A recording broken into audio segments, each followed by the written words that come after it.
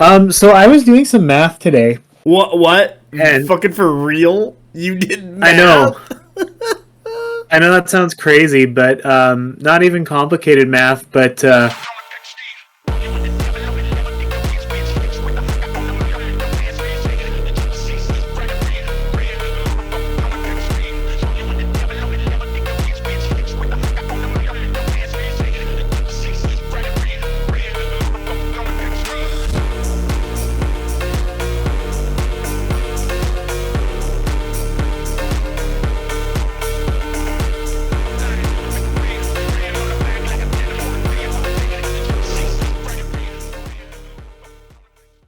I was just saying the famine on the Thunder Riders as a cult, I think, has some interesting possibilities as well because they're essentially they're there to charge, they're not there to fight. So it's one situation where possibly taking mantle on the chieftain, and then to get that tier 3 famines, you get the bonus charge distance, flawless strikes, and um, +2 impacts. It starts to get Starts going places. mean. Yeah, I have to pull up the data sheet again.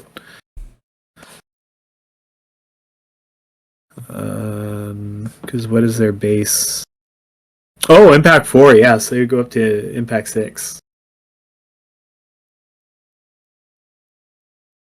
Impact 6, Impact 4, 6. Yeah, no, that's really good. What's their clash?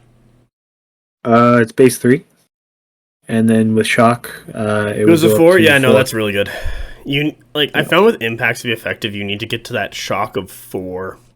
Or sorry, not your Yeah. shock of 4. Why am I so stupid? Thank you for understanding what I'm talking about, but you need to get your clash to 4 to really gain value of your impacts, and that's why Olafhane's Roar on Household Knights or was it Crimson Towers is so critical on that, but it's only on Yeah. one unit.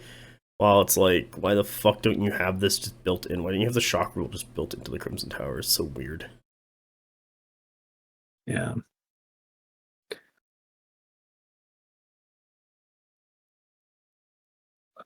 All right, getting the army list for. So I have open the PDF. I guess now I'll just do a browse faction, have also the Old Dominion army list up. And our Discord up to the point where I just copy message link. I'm just going to shoot you this in our DMs. I think you should be able to click that and go to where I asked the question. Oh, yeah. Okay. The other thing I have for PB News, there's 2 more bundles. So we can talk about those two bundles. I threw them in the thing because I'm like, hey, that's news. We'll talk. Say like, hey, the happy hour is gonna be out by the time this is out. Yeah. And then I guess we'll go to the rule book really quick. That's a scenario packet. You have any rule of the week you want to talk about? I'll look at the old rule book here. Nothing screams to me here, but let's see if there's some weird one that I would find interesting. Have we done Aura of Death yet? No. You know what? I think for OD we should do Aura of Death. I think that'd be a smart. Yeah, you want to I'll just get mad right at the beginning. What are you talking about? I fucking hate Aura of Death. What don't you hate? Nothing. There it is. Yeah, I'll zoom in that much. Okay, cool. So, I think I don't really have a huge ton of things to say bad about Old Dominion. It's actually because I think they're, even though they may be a B-rated faction, they're at the bottom, so they are the worst because we graded on a scale. Yeah. Doesn't matter if you're like the 99th percentile, but if everyone else is 100 and Dweg is 130, you still get an F, boy. Second place is first loser, except in reverse. God. Jesus. Yeah. Damn, that's fucking brutal. Do you got water? I have half of a big gulp, so I'll be good for the recording. Oh, okay. Should we get on with this? Yeah, I guess we might as well get going. All right. Hello and welcome to BonkTable. I'm Mass, and today I have my co-host Mike with me, Hello. and we're going to be talking about Old Dominion, if you couldn't figure that out by the title. What do we got here? So, should we just go into PB News? Yeah. Oh, okay. Actually, now I have to... Fuck, now I gotta click all the links. Shit! Got him. I'm already fucking it up. There's too much shit running around. Alright, so we'll talk... Should we do the 100k one first, or the Old Dominion one first? Because it'd be... I guess maybe we should get the 100 Kingdoms one done, just because then the Old Dominion one makes such a natural segue into the rest of the discussion. Yeah. Alright, so... Parabellum has come out with 2 new 2,000 point armies. The first one is 100 Kingdoms called Glorious Charge, what I think is a great name for this. And it is $500 Canadian. What's actually way cheaper than the rest of them so far. I mean, we think they're Canadian just because I'm looking at it from Canada. That might be American. I don't know. Well, when I posted these, I selected them as Canadian when I had to go into the website earlier. Oh, let's see. I'm gonna cart it. I'm gonna go to the checkout. Let's see what it says. It's a little ambiguous. Does it still say Canadian? I'm proceeding to the checkout. You're gonna buy it right now? I have these models. You don't need to buy these. You can just borrow them. I don't know. I'm hoping that I don't have to buy it. I just wanted to see if it would tell me what currency it's going to be in. You'd think that they would be. You're gonna like. Because it's like US and Canada, right? So, yeah. And then rest of the world. You know I don't know. What's gonna happen is you're gonna accidentally buy this thing and you're like, well, now I'm gonna check my bank deposit to find out how much money it actually took, and that's how we're gonna figure it out. Oh no. No, it would be financially ruinous for me to accidentally buy the 100 Kingdoms 2,000 point army box at this exact moment in time. Yeah, so it might be an American, it might be in Canadian. Yeah. You'll I find guess out. roll the dice. Yeah. So in it, you got 1 mounted noble lord, 2 mounted squires, 4 boxes of household knights, 1 prior commander, 2 boxes order Crimson Tower, 2 boxes order Ashen Dawn, 1 last argument of King's Rulebook, and 1 First Blood Rulebook. This is actually the worst and best part about this whole thing is I have actually ran this list in my past, like this. I don't know what battle reports there are. I want to say it's like 15 to 8. No, it has to be more than that. Would it be to 19? 19, 18, 17, 16, 15. Yeah, from 15 to 19. Something like that. It's all using this list. Parabellum stole this list from me, and they're just like, well, this is just doing really good. Look at all these battle reports. And then it's like, let's just sell it to people. Yeah, I mean, it's like if you... I feel like if you're playing the 100 Kingdoms, it's because you're in it for the horses. And if you, like... This is $500 worth of horses. Yeah. Let me tell you, yeah, you know what? The worst part is that I have 5 fucking battle reports showing off this list. What you could buy for $500. And I'll tell you, it's good. People fucking hate it. I will tell you in the battle reports how to play it, what upgrades you pick. Like, it's all there. You know what? I should copy this link and put it underneath the battle reports and then have like a banner go by and say like, oh, by the way, you could buy this list right now, right on the Parabellum store. We're not even associated with Parabellum, and they're taking our shit. Or taking my shit, at least. Yeah, that's, I mean, that's gonna play good. It's like, that follow the content. My favorite thing to play into. Follow the content creators. For some reason, they produce good lists on the factions they're good at, and then Parabellum will make an army list for you, and you can buy it straight up and not have to do any of the work. Yeah. Like, if you do not have... I would say if you bought the single player starter box, what has like limited household nights, I would probably buy this anyway, even though you are getting 4 fucking boxes of household nights. It's a weird thing in 100 Kingdoms players where you accumulate probably double than what you use in household nights, and this is just an easy way to get it. But the rest of this, you want all of it. You want the Mount of Squires, you want the Order of the Crimson Tower, because what you really want is the Order of Ashenton. Yeah.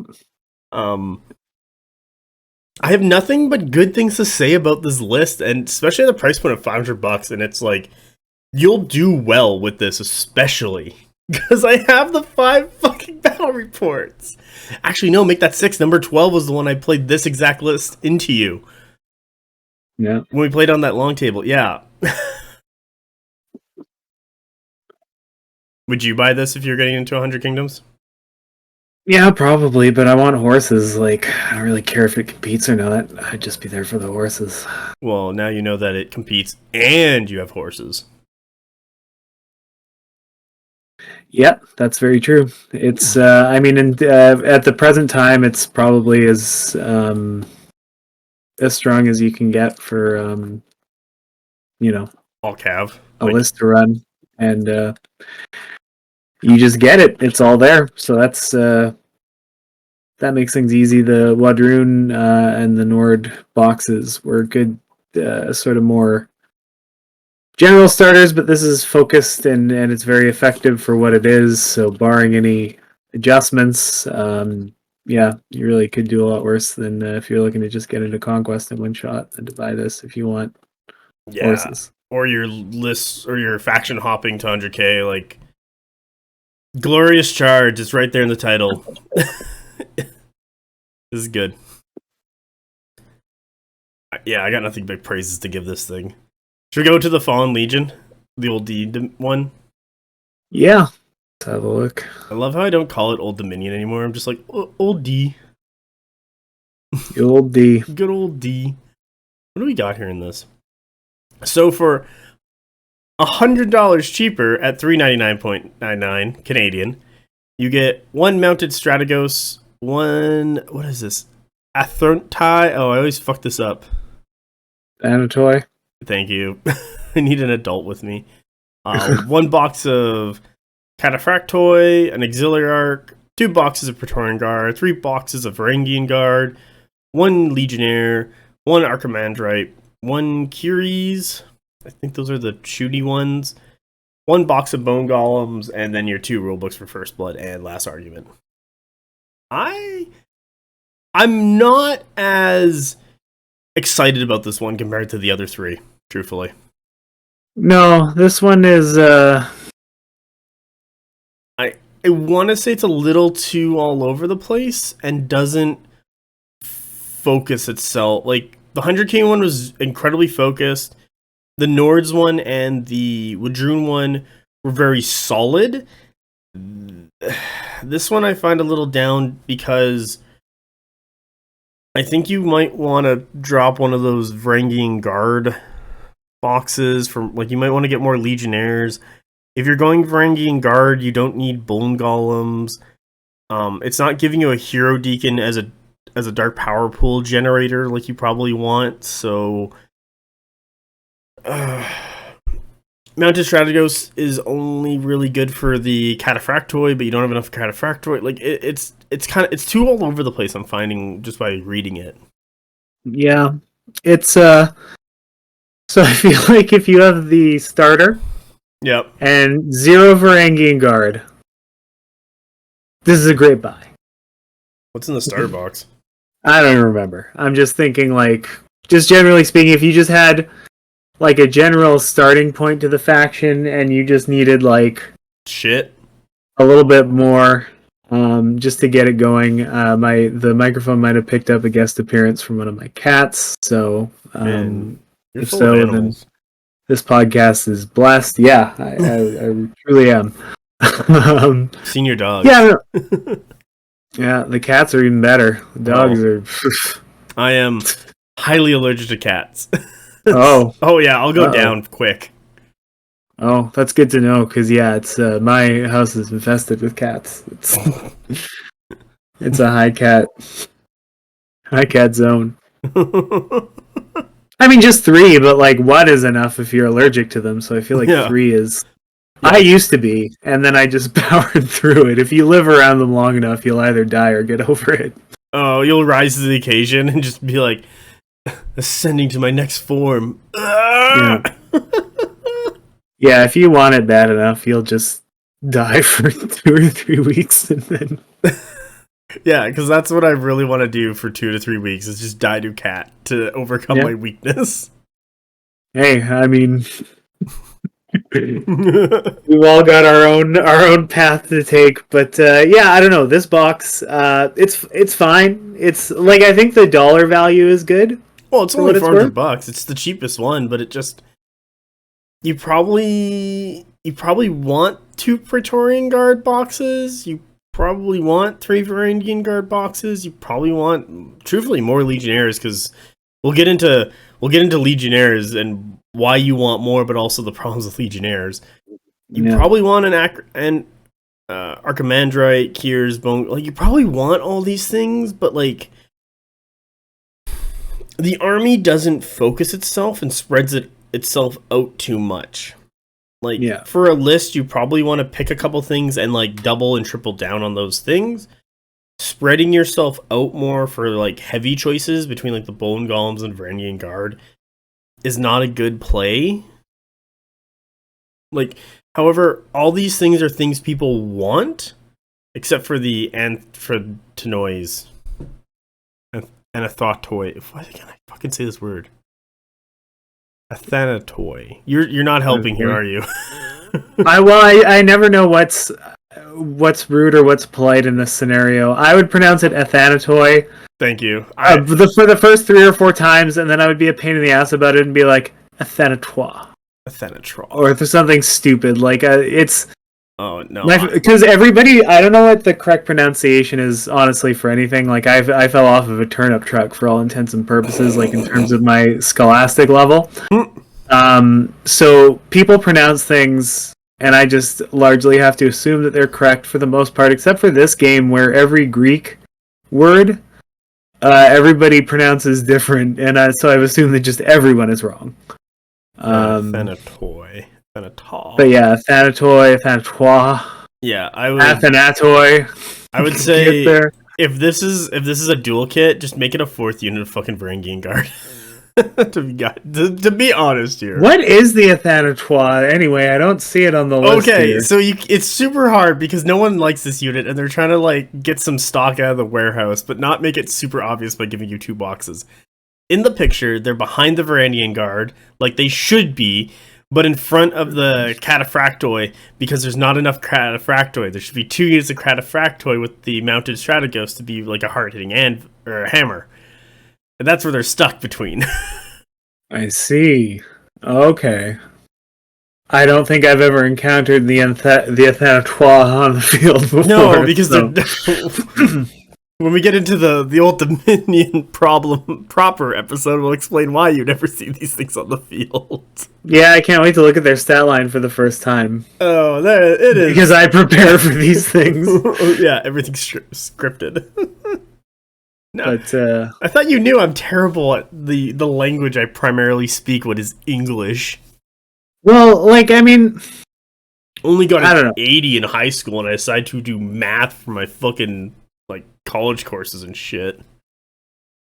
It's I mean, it's complicated. I don't know. I think it's beyond the scope of my opinions on the matter, but like as long as I basically understand, I don't really care how people pronounce words for the most part, and it just for the most part, people who correct pronunciations of words to me are always like the most annoying people I've ever met. So, like, I would rather just understand what somebody means and not make a stink about it than be like, well, actually, and, you know, it's just... the intent of the word and not the true rules of written of the word.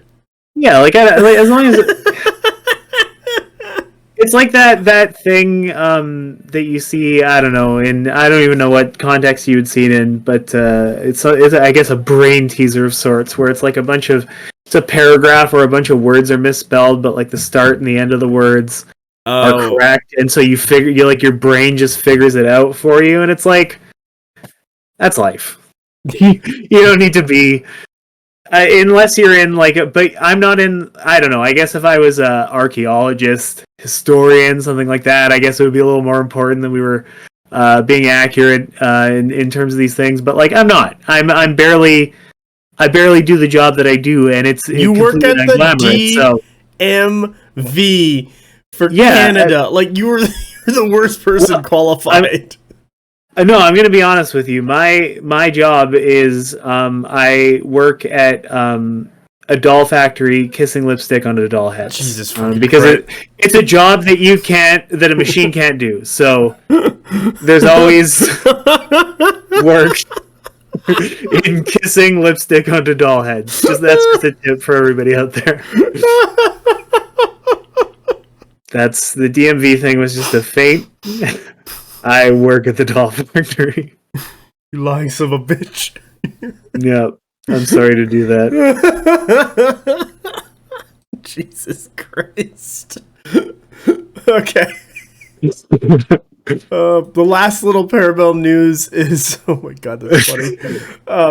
Is that there is a happy hour coming out on September 14th. When this podcast episode goes out, that will be past. And Mike and I will most likely talk about it the next podcast episode another 2 weeks after this one. So it'll be like a month after it happened. Yeah, the curse of being slightly ahead of schedule is that we can all of the news isn't really, and it's not real and relevant. We just kind of talk about it. It's like enough. This weird, like this podcast. It just clicked for me as like being on an airplane, like traveling between two very distant locations. Stay with me here. All right, I'm here. Because like we're not quite in the past, but we're not quite in the future. Like we're in this weird transient present between the events that we're talking about and the events that we're previewing, because there's like this gap between when we record and when it actually gets posted. So like we're always just like I don't know, this won't make sense, but the ball is always in mid-flight for us. If that, like, when we're recording the podcast for anything that we're talking about, like, it's never happening as we're talking about it. It's always in the future, and then people hear it, and it's already in the past. Yeah. I don't know. There's times I should stop talking. No, there's times where I'm like, man, we should do PB News. I'm like, no, this is the best part. This is where you get your news from before. Yeah. Relevant to us now, not us later. Yeah, I like that about it, though. There's times where people message me about stuff that I say on the podcast, and I'm like, what the fuck? What was I saying? Because it was like 2 weeks ago in my time, while for that person it's now. Or even sometimes it's been a month since we recorded an episode, and then people are like, you said this specific thing. I'm like, did I fucking say that? What time stamp? Well, I don't think that anymore. Yeah. The scenarios thing has been funny as hell to me, because people are like, oh, well, let's, locals are like, there's my cats again. What scenarios do you want to play and everything? And they're like, oh, remember from the podcast, like, what were your favorites? And I was like, I don't know. And I'll pick different ones now. So like I've admitted on recording battle reports, like my opinions have changed on a couple of the scenarios. Like I've started to come around a bit on Maelstrom. Yeah. Okay, well, let's talk about that. Like, I brought this up in the Discord as well, but I think I formally have to eat shit here, because I built my Thunder Riders with the hats. Oh, yeah, that's right. You hated the hats. After I talked about not liking the hats at length over multiple episodes, I was looking at them and I'm like, you know what? The hats are pretty funny, actually. And I decided I would build one set of them with the hats. So I did that, and I have no regrets, but I do think that it's important for personal growth to admit when you've been wrong, and not just sheepishly live your life as though you'd always been right. So I just want to admit on the record, yeah, I built them with the fucking hats. well, thank you. Thank you for coming out of the hat closet. Yeah, if I get canceled over this, so be it. But that's integrity is important. Well, you do know you can never become a politician, right? Yeah, because you showed personal growth. Many reasons. But yeah, the personal growth thing, especially, and also just the a graveyard of skeletons in my closet that anyone could easily deploy to 86 my political career the moment it starts. The smear campaign against you would be fucking epic and extraordinary. You know what? Actually, it's almost worth it just to see the way that they could rightfully drag me through the mud for the things that I've said and done over the years. I don't think they have to spin it. That's the thing. I think they just have to put it out there. For the most part, that's true. I say with no follow-up. Oh my god. All right. Should we get into Rule of the Week then? Yes. Sorry, I was just actually ejecting my cats from the room because it turns out they're bad podcast guests. Oh, they wouldn't just walk in, sit down, and stay still. They were just like, meow. Yeah, they normally it doesn't matter. I'm not going to tell stories about my cats on here. Let's get into the that's all. That's for the smear campaign. Yeah. Right, close that. I don't give a shit about that. I kind of go, okay, rulebook. Da-da-da-da-da. You want to read out our rule of the week? Certainly. Do you have it open? I do. Oh, sweet. Yeah, I'm ready to rock. All right, all you. Order of Death, parenthesis, X, close parenthesis. Oh my god, you're killing me already. Please continue. I know. When an enemy regiment is in contact with a stand with this special rule, that regiment suffers a number of hits equal to X for each stand with this special rule it is in contact with. Wounds resulting from these hits do not trigger morale tests. These hits are resolved at the beginning of the draw command card step, after the active player has declared which regiment the command card will activate, before resolving any draw events or deciding to be unable/unwilling to act. Should the regiment be destroyed by this special rule before the resolve draw event step, then the active player discards the command card and may draw their next command card and perform actions with it. Regiments occupying garrison terrain are not affected by the Order of Death, open parenthesis, X, close parenthesis, special rule. Similarly, a regiment occupying garrison terrain does not inflict Order of Death hits to enemy regiments engaging it. I cannot tell you the massive eye roll I had when you did the second open parenthesis X close parenthesis. What the fuck they're called? The brackets. That's why they pay me the no bucks.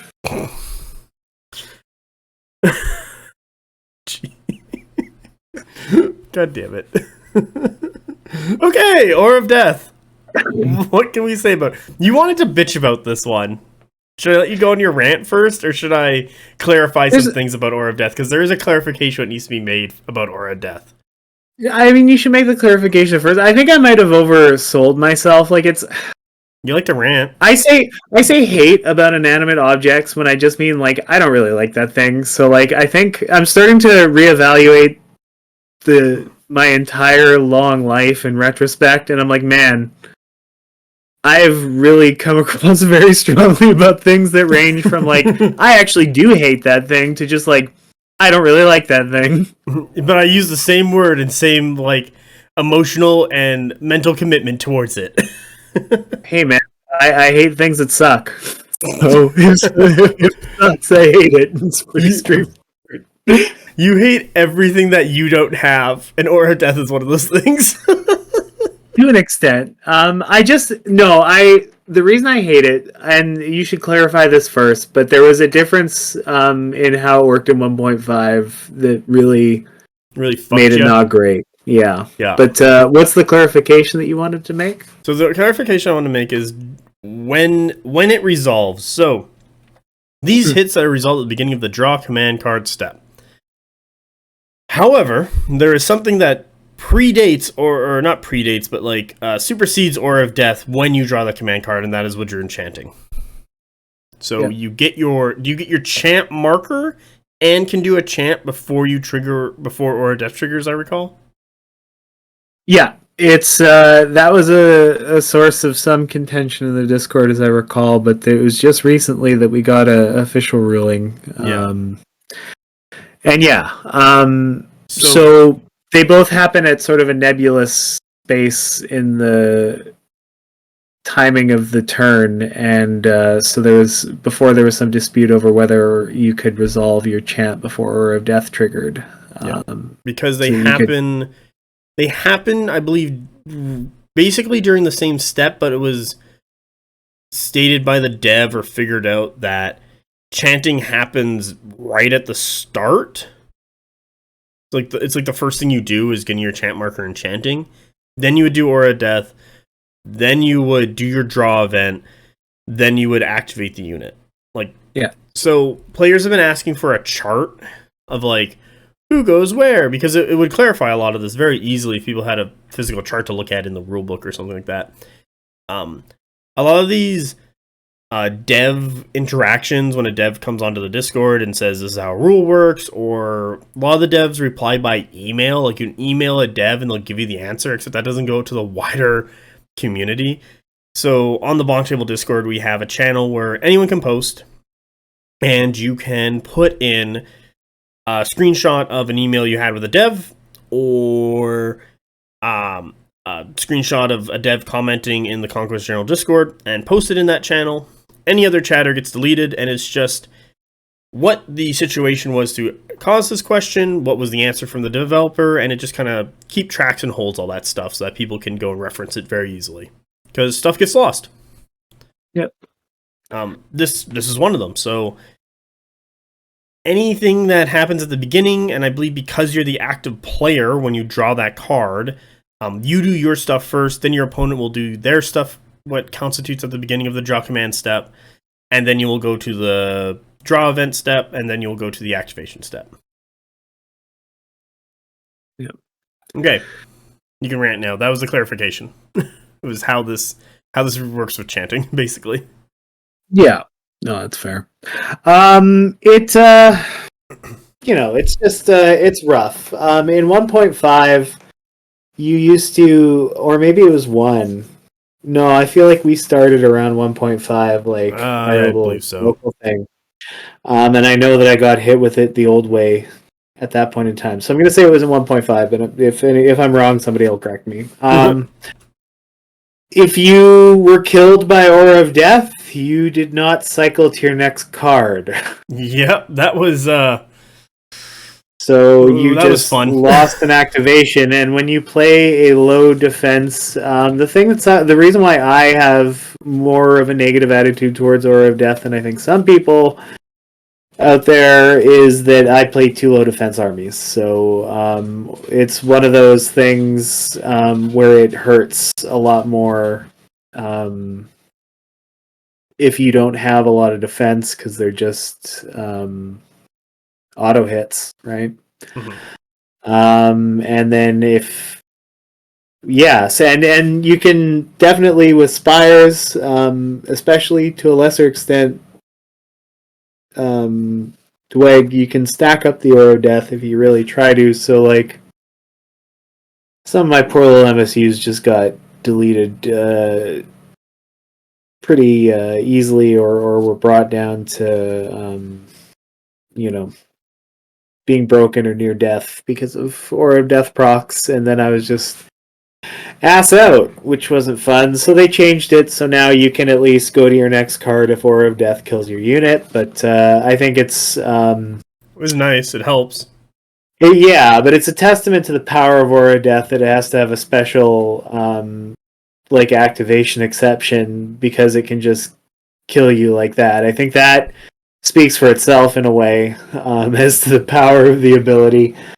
The other thing is, the numbers on it used to be lower, but when they changed how it procs and everything, it doesn't cause resolve anymore, so they bumped up the numbers.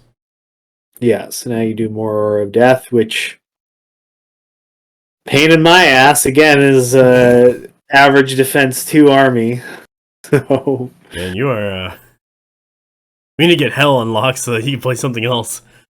Another thing I want to say about Aura of Death that some people don't, I want to say, like, understand, or sometimes they forget, or just need to be clarified with, is that every one of your stands in contact with an Aura of Death regiment, you get hit by that amount per stand. So the enemy regiment, let's say, has Aura of Death 2. You are in contact with it. Let's say you come straight onto it, and you have 4 stands wide, and your opponent's 3 stands wide, so you come straight onto it. That 4 stand, what will be on a 45-degree angle, will still count because you're still in contact with it, because if you weren't in contact with it, you couldn't do your attacks to that regiment. So with that, you would be taking 2 Aura of Death hits per each of your stands. So if you had 4, so it's 2, 4, 6, 8. You roll the dice, you go up against their hits, so you get to roll your defense rolls, and then you just take the wounds. Yeah. And that's really it. The power of Aura of Death is really that you can run stuff with Aura of Death. Like, if it's not really there to fight, like, Bone Golems are kind of a really good unit to represent Aura of Death, because they can take a hit, and a lot of their damage they're actually doing comes from Aura of Death, where they just run up, get in your face, and then you activate that regiment, and then you just take a bunch of Aura of Death hits. And then you hit them, they live, they hit you back, and then you activate again, and take a bunch of Aura of Death hits. So it just, it keeps the cycle going. Yeah. The other thing to keep in mind is Aura of Death kicks in when you activate. So if you have a unit that's stuck in to an Aura of Death regiment, if you can get them out of that mess with other units, you can potentially save anyone from taking Aura of Death procs. If you're able to time it right and position yourself well. So that is, something to keep in mind with Aura of Death. The garrison thing I didn't know about until just recently, like not just now, but like between the first time and I encountered it now. We've determined the garrison thing, and that's actually sick. That increases the value of garrison terrain against Aura of Death units quite a bit, because it just shuts it right down. Yeah, you're not touching. The building's in the way. Yeah, and apparently buildings can't die. Yeah, they which can't burn. It runs counter to my understanding of how buildings work, but that's a separate podcast. Yeah, I do want to say, like, I do agree with like getting another regiment in there and killing the Aura of Death regiment before that first regiment who was in contact activated. Like, that's a really easy solve and workaround you can do to reduce Aura of Death coming in. There's a couple abilities, especially in Old Dominion, that increases Aura of Death, and you kind of want to watch out for like an Aura of Death unit running around who's just trying to spread that around and just be an anvil. Like, Dwag's really good at it. They have a couple buffs they can do to Aura of Death. And because of their natural tankiness, it just takes a while to kill them. Same thing with Old Dominion. There's a couple ways. I think Cultists have a range attack that increases Aura of Death hits on regiments. Except you need to hit them first, and then they need to activate, and then the Aura of Death needs to trigger on them. So there's a bunch of, like, steps you gotta do to, like, pull it off. And I'm like, this isn't that great, really. Yeah, it's tough. This is, like... there's a bunch of combos in this game that are just hanging right out there, and they seem tempting to use, and then you play a few games and you realize that this game actively punishes you for trying to be too clever, like not in a bad way. It's just the stack and everything is so vital that if you get too fancy with activations, it's just not going to work. It's just you're playing against somebody who doesn't really know what they're doing, and you can just go nuts and do whatever you want. But is that really a fun game? Is that really what you want? What you really want? Okay. So tell me then. Oh, well, I will. Well, we talk about this together. I don't really have much more to say about Aura of Death. It's just something you got to keep in mind. When it triggers, you still get to draw your next card, even if your shit dies. And kind of a couple workarounds. Like, it's just, I don't know. It used to suck more. It sucks less now. It's fine. Like, I actually thought I was going to have more negative to say about it, but really it's a pain in the ass, and it's very punishing when you get caught by it, but ideally you have slingers about 6 inches back from whatever the Bone Golem's charged into, and they're just going to blast them into the land of wind and ghosts. Return to ghost, dust to dust, ashes to ashes. before that procs, because it's like there's the other thing is there is a point cost associated with getting Aura of Death and everything like that. So like it's something that gets factored into the calculations of these units, and so if you can prevent somebody from using it, then you're denying them value in it. Yeah. Should we get on to our main topic then? Yeah, the death dealing dudes themselves, the Old Dominion. The Old Dominion problem. So, if you're a listener, you have heard Mike and I do the Dwight problem episode, got a lot of feedback. A lot of people were really happy about it. I'm not going to lie. I thought I was going to get a lot more pushback, but a lot of people were like, no, you make sense. You brought in people to review and look at stuff and explain things more. You got a lot of quotes. You guys broke down what you're talking about. Yeah, there was salt, because doing an episode like that, you're going to get salt. However, now we're doing Old Dominion because the channel members of the BonkTable Discord were like, hey, can you do more The Problem episodes? And we were like, well, we didn't really want to make this a series or anything, but we'll do stuff if people want them. And then it was really asked for either a Nords or an Old Dominion one. And like I kind of looked at it, I talked to Mike a little bit, and it was really determined that Old Dominion was probably going to be next, because currently a lot of people kind of agree that Old Dominion is the weakest faction. And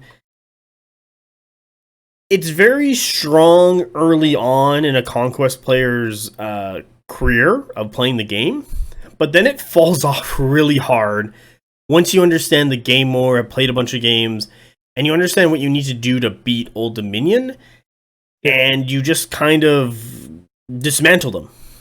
So this is really just going to be an episode of like, why is Old Dominion perceived strong early on and then falls off hard as players advance and gain more skill and everything. What's going on with this faction?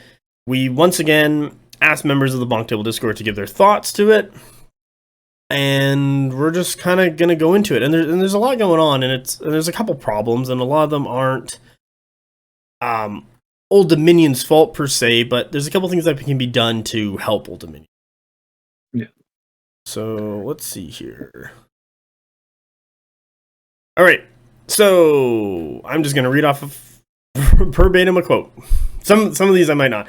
Oh shit! I got another. I might have to pull up the. One guy wrote me 5 pages instead of 3 pages this time. Oh my god. Oh wow. Yeah. I'll have to pull that up. Thank goodness I remembered that, because people got opinions. Yeah, hold on. Let me. This one. Just gonna go in here. I'm just looking at Discord and I'm like, oh, that guy, because I'm seeing somebody I recognize from the other Discord, and that's fun. The fuck is this?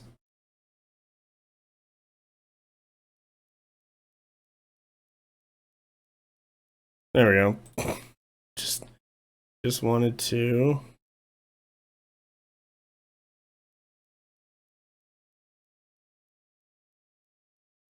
Just gonna go. I might edit this out. I might not. We'll find out how much I care. I'm just trying to grab this Word document from my email. There.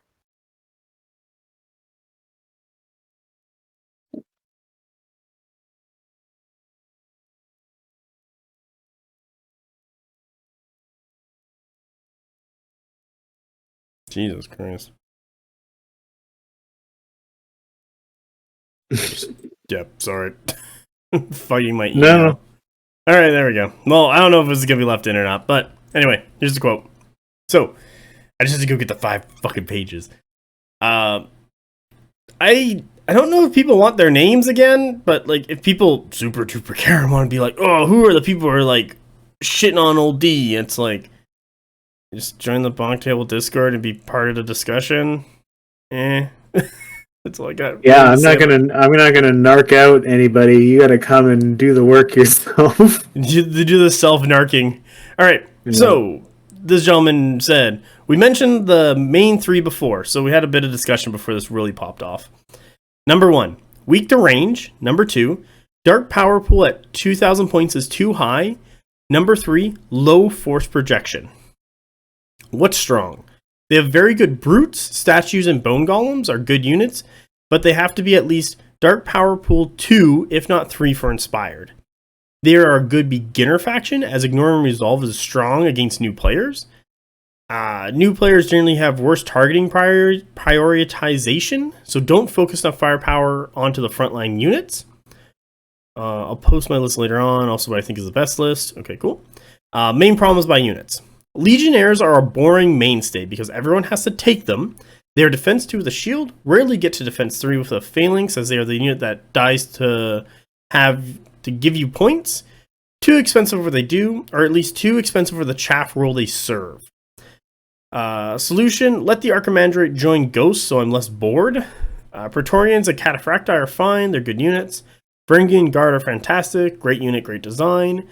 Cultists, good unit, won't see play as they are actively make the rest of the army worse by not adding dark power tokens. Brutes all good, but need to be at least tier 2. Fallen Divinity probably needs its own post, it's fine, but I don't think it's competitive. The Ghosts, both units are fine, but would be better if they could just be joined.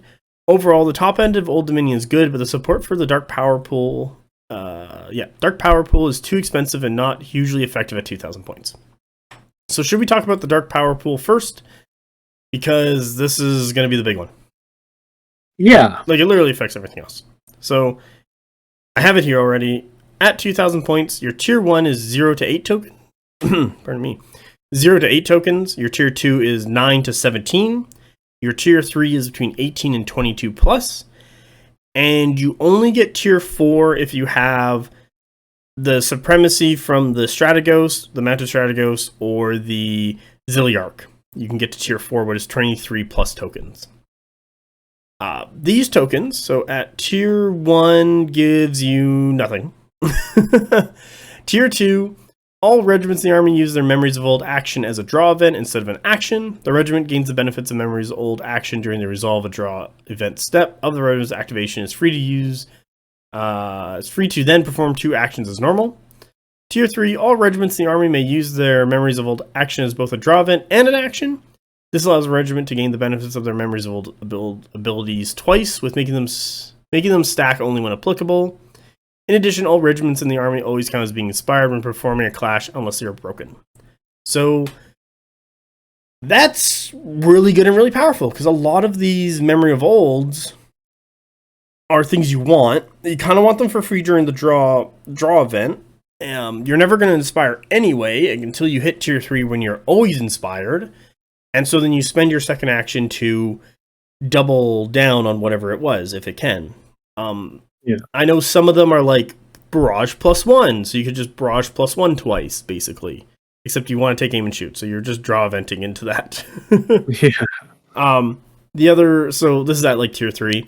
While other ones are like, I don't know, +1 impact, +1 cleave, and you're like, well, I want to do an action for +1, or a draw event for +1 impact, and then action for +1 cleave, and then I'm going to charge clash? Well, no, you just charged.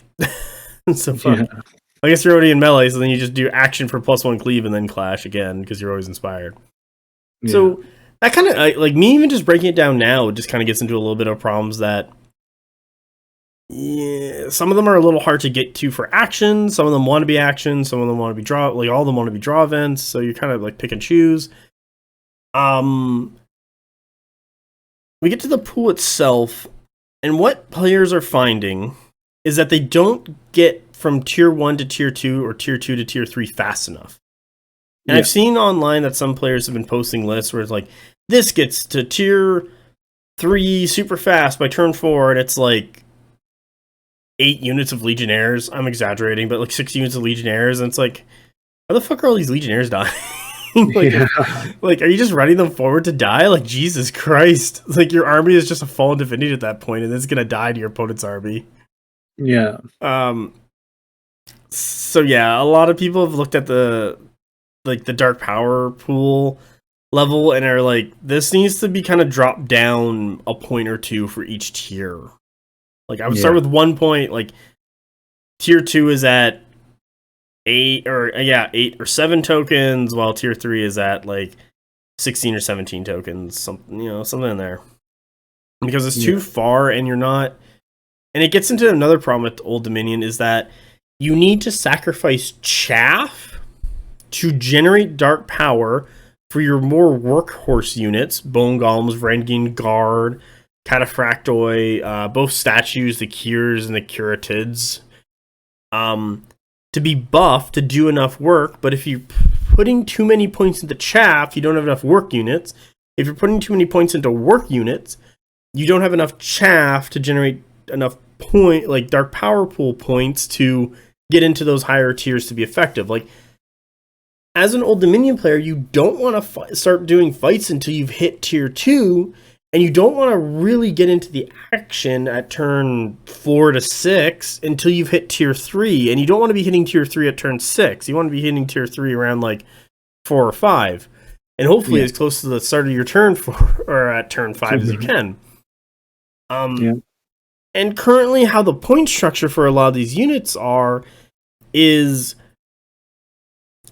it's leaning too much towards the chaff side of this balance between chaff units, work units, and the dark power pool tiers and the token amount. Like, it's currently leaning like a little, like if the middle is perfectly balanced where like everything works and you can, if you build it balanced list of chaff and work, you can make the whole thing work and it's like clockwork. But I'm not saying it's too far over to the chaff where it's just like you need 8 units of chaff just to get to tier 2, like something ridiculous.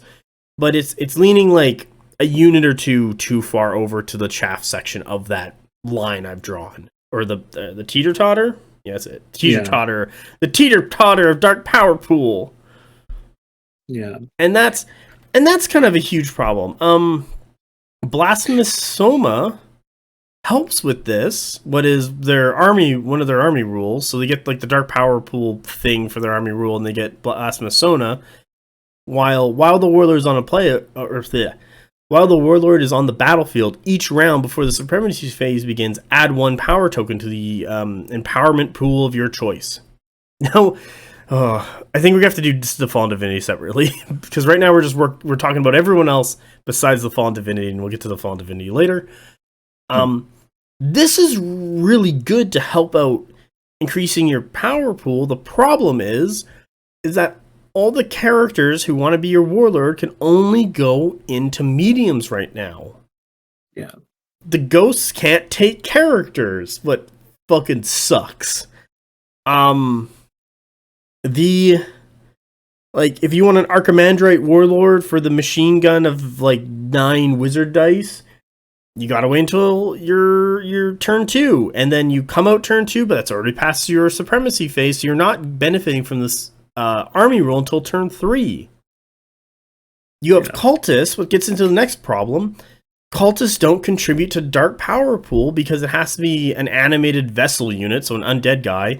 And cultists are living beings and they don't contribute. So now you're taking a unit its 3 stands don't contribute a point to get a character on to have your Blasphemous Sona out for turn 2 and onwards. Like, it's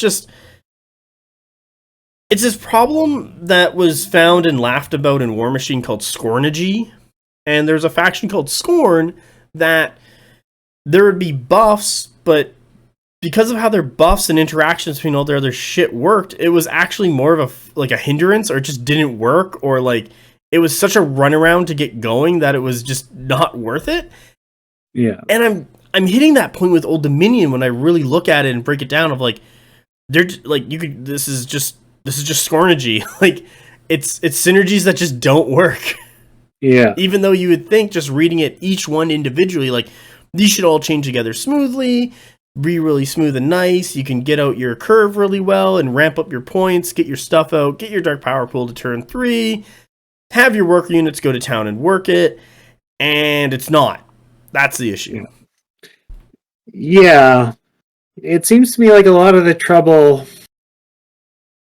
there's a tension point with the, and it really comes down to just adjusting down the thresholds to ascend between tiers, because the Old Dominion's thing is it's a cool idea flavor wise, but there's kind of an ideal amount of activations unless you're running a really weird list. And you can't sorry.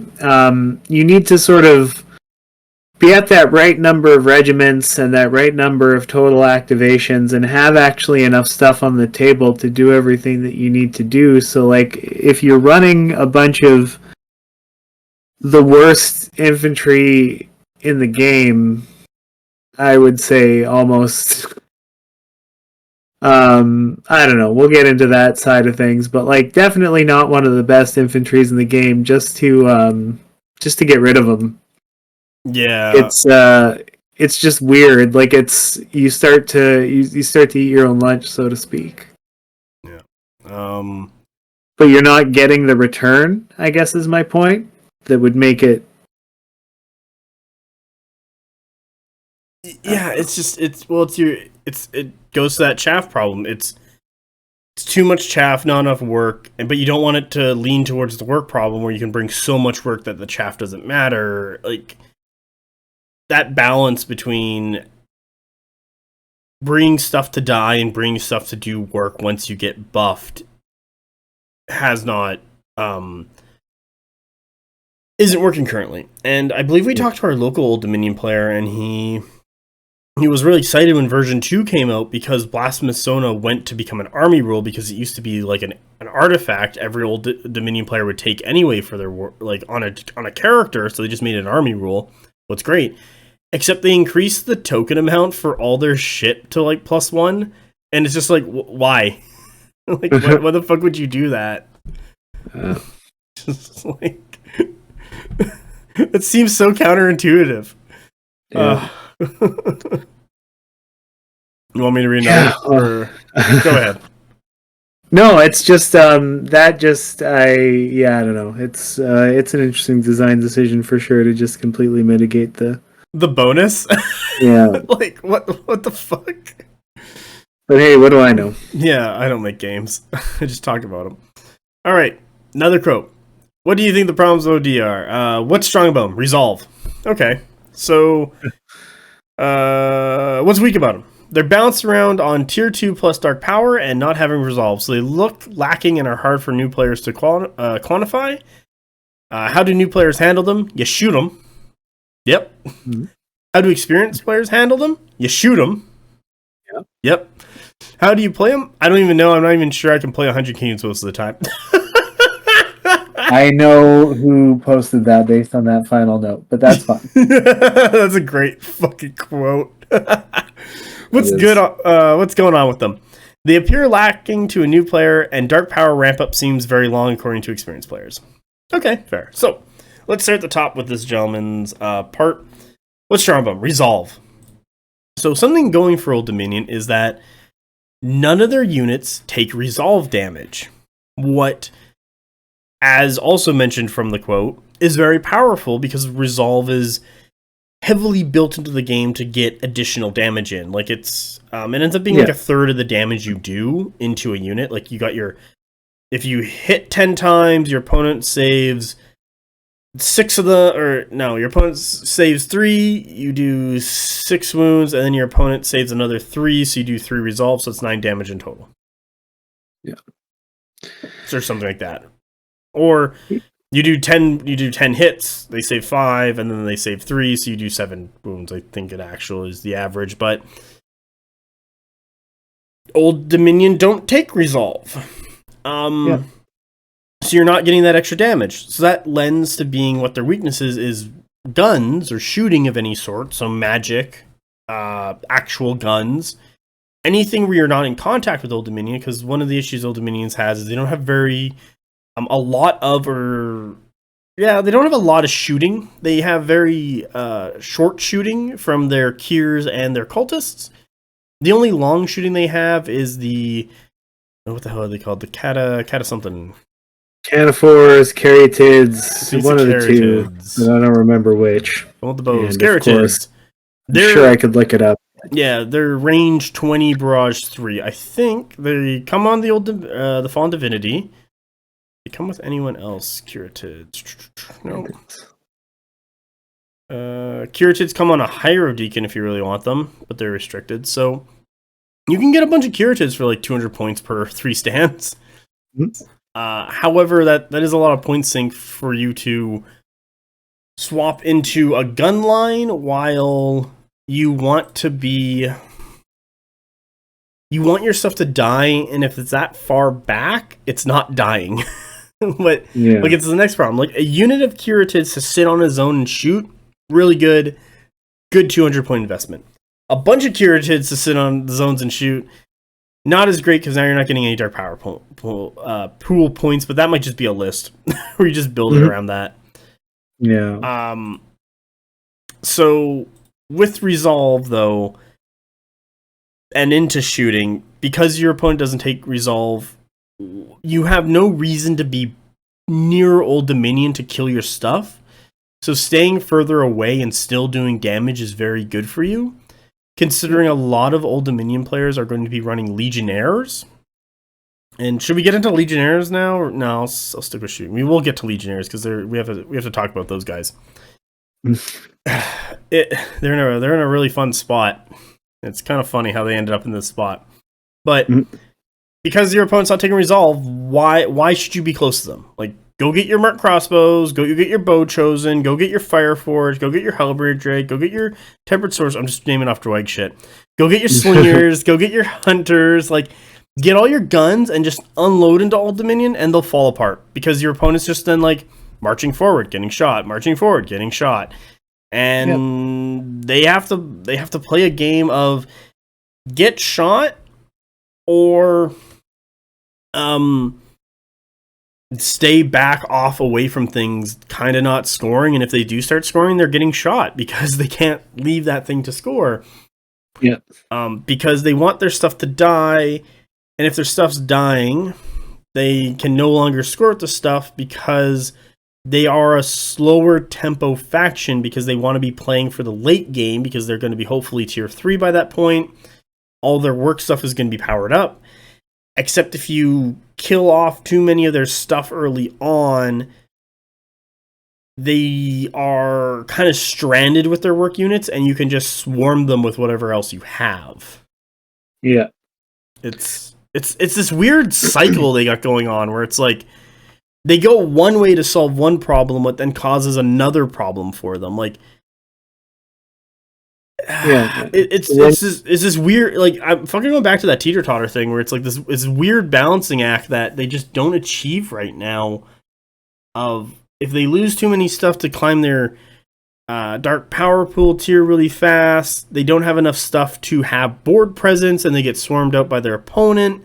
Your opponent wants to be shooting the shit out of them, so you can just set up killing fields and just lay waste to people as they approach you. Like, it's rough. Yeah. What do you guys say about Old Dominion shooting and resolve? That's pretty much it. Like, if you're not going to be getting the benefit of resolve anyway, just pound them. Just shoot them from as far away from possible and keep them out of your hair, and then because it's annoying to not get your resolves at first. That's like you're saying, when you're new to them and you're not used to it, that really sucks. But if you shoot them, you still don't get resolve, but they get nothing. So, like you said, yeah. So that's really the main thing. Like, I don't know what to add beyond that. They don't. That's tough for them, and they don't get up there fast enough for the most part. Like, they've got a couple pieces that move on the faster side, but I mean, they've got the one cavalry item. They got one horsey boy, but they want to get into memories of old tier 2 and tier 3 before they start doing anything. So they're just gonna sit. Yeah, and that's really a waste of a horse. That's a waste of a horse. I mean, it's like when that's your best. I mean, and traditionally that tends to be the counter to shooting, is to throw cavalry at it. Sounds like historical accuracy right there, actually. Yeah, but when you you need to hang out with your horses in the back until enough of your regular guys die, either by your own hand or the cruelty of fate, and then you send them in. It's, you lose a lot of that impact that you'd otherwise get. Yeah. No pun intended. No pun intended, indeed. Actually, I'm gonna look at the cataphractoids really quick. I just want them open so I can. Yeah. Okay. Yeah. Okay. I understand them. Just like I need to just quickly read these guys just to see where stuff is going. Okay. Yeah. You just shoot the shit out of them, and it's just like playing in enough games, and you're just like.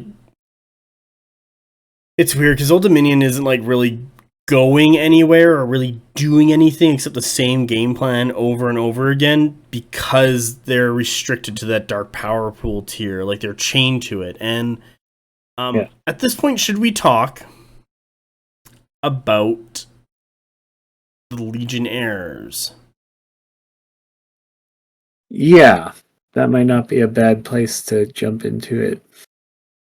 So, I'm just going to read this quote from one player. Legionnaires don't get anything done besides dying. Yep. Yeah, that's the bottom line. Like I'm looking at the line here right now. Support 2 is wonderful. Like that's a really underrated special rule, I feel like, because it's just so whatever. Low key is what I mean to say, but Clash 2 sucks. Clash 2 is garbage, especially when you are just not getting inspired for so long. Yep. Gotta be tier 3. Except, so, here's the thing about the Legionnaires. The Legionnaires are not there to hold a line, be objective chuds, be pinners, be speed bumps. They are there for 2 reasons. One of them is a wizard, like an Archimandrite or a hero deacon transport. And the other reason is to die like goddamn chaff that they belong to be. They are your cheap, very easily accessible mainstay that allows you to get into all your work stuff, and they are there to die, and they die quick, especially into anything with AP1, because their defense 1, 2 with a shield, and maybe they'll memories evolve for phalanx, but then they're not double marching to get the table to die faster. And why would you give them more defense when their whole purpose is to die? A lot, I think like basically all of Old Dominion is like Evasion 1 base on like everything just for like shits and giggles. Because they're like undead boys. That does help for them staying alive. I also think because the animated vessel gives everyone Terrifying 1 as well, so that does help them do work. Like it's just Terrifying 1 and Evasion 1 on basically everything Old Dominion is just prevalent, so you'll get used to it, I want to say. Just being like, okay, whatever. Like, oh, it's Evasion 1. Oh, actually, Bone Golem's not Evasion 1, they're Evasion 0. They're terrifying, though. So, one of the big issues with Legionnaires is that they're actually too expensive for what they're doing. Oh, yeah. And that's dying. You're too expensive to die, but you're the only option to die. Yeah. And that's kind of weird and sucks, I want to say. Oh, definitely. Things that you probably want to see dying would be lights, like the Morais and the Curies, except they're 160 and 180 points. Like, holy shit. This, what else is here? Cultists. The only thing cheaper, I believe, than Legionnaire is the Cultists, but they don't count towards their power pool points. It's kind of... It's counterintuitive. It's that scornergy, that synergy that doesn't work again. Yeah, I mean, looking at them here, they're worse than I've always... up until now, Braves were kind of my standard for like a bad infantry unit, but at 115 points in a very expensive army, like they have their place, these are more expensive than Braves, and they actually managed to be worse. Legionnaires are the undead men-at-arms for Old Dominion. And that's terrible, because men-at-arms, again... You sit on zones. If there's one thing that we don't need to retread on this podcast, it's the value of men-at-arms at their cost for what they do. The objective chuds. These are the dying chuds of Old Dominion. These are the just chuds. Like they're just. You don't get to do shit. You die like the bastards you are. So, a lot of Old Dominions lists who want to get their dark power pool up gotta run a bunch of fucking Legionnaires, and you'll see like 2 to 4 units of Legionnaires just in someone's list because they need them to be up there to die. They need them to carry a character. That character, that unit of Legionnaires needs to sit on a back-end zone. Hopefully it's the Hyro Deacon, because he can cast spells to increase your dark power pool faster.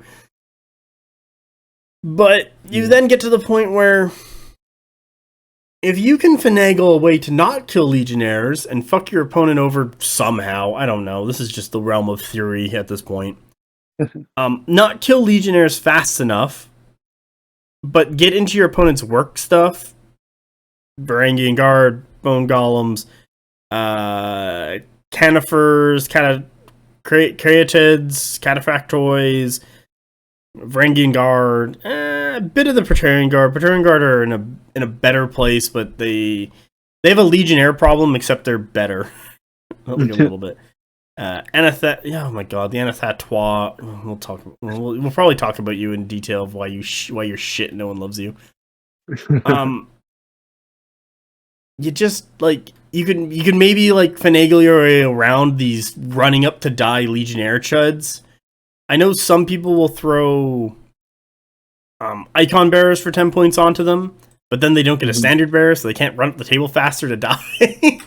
But then again, they're dying, so why would you ever put points on these fucking things? So yeah, Legionnaires taking that icon bearer is really just you're spending 10 points to not buy an additional stand of 40 points because their whole purpose is to die.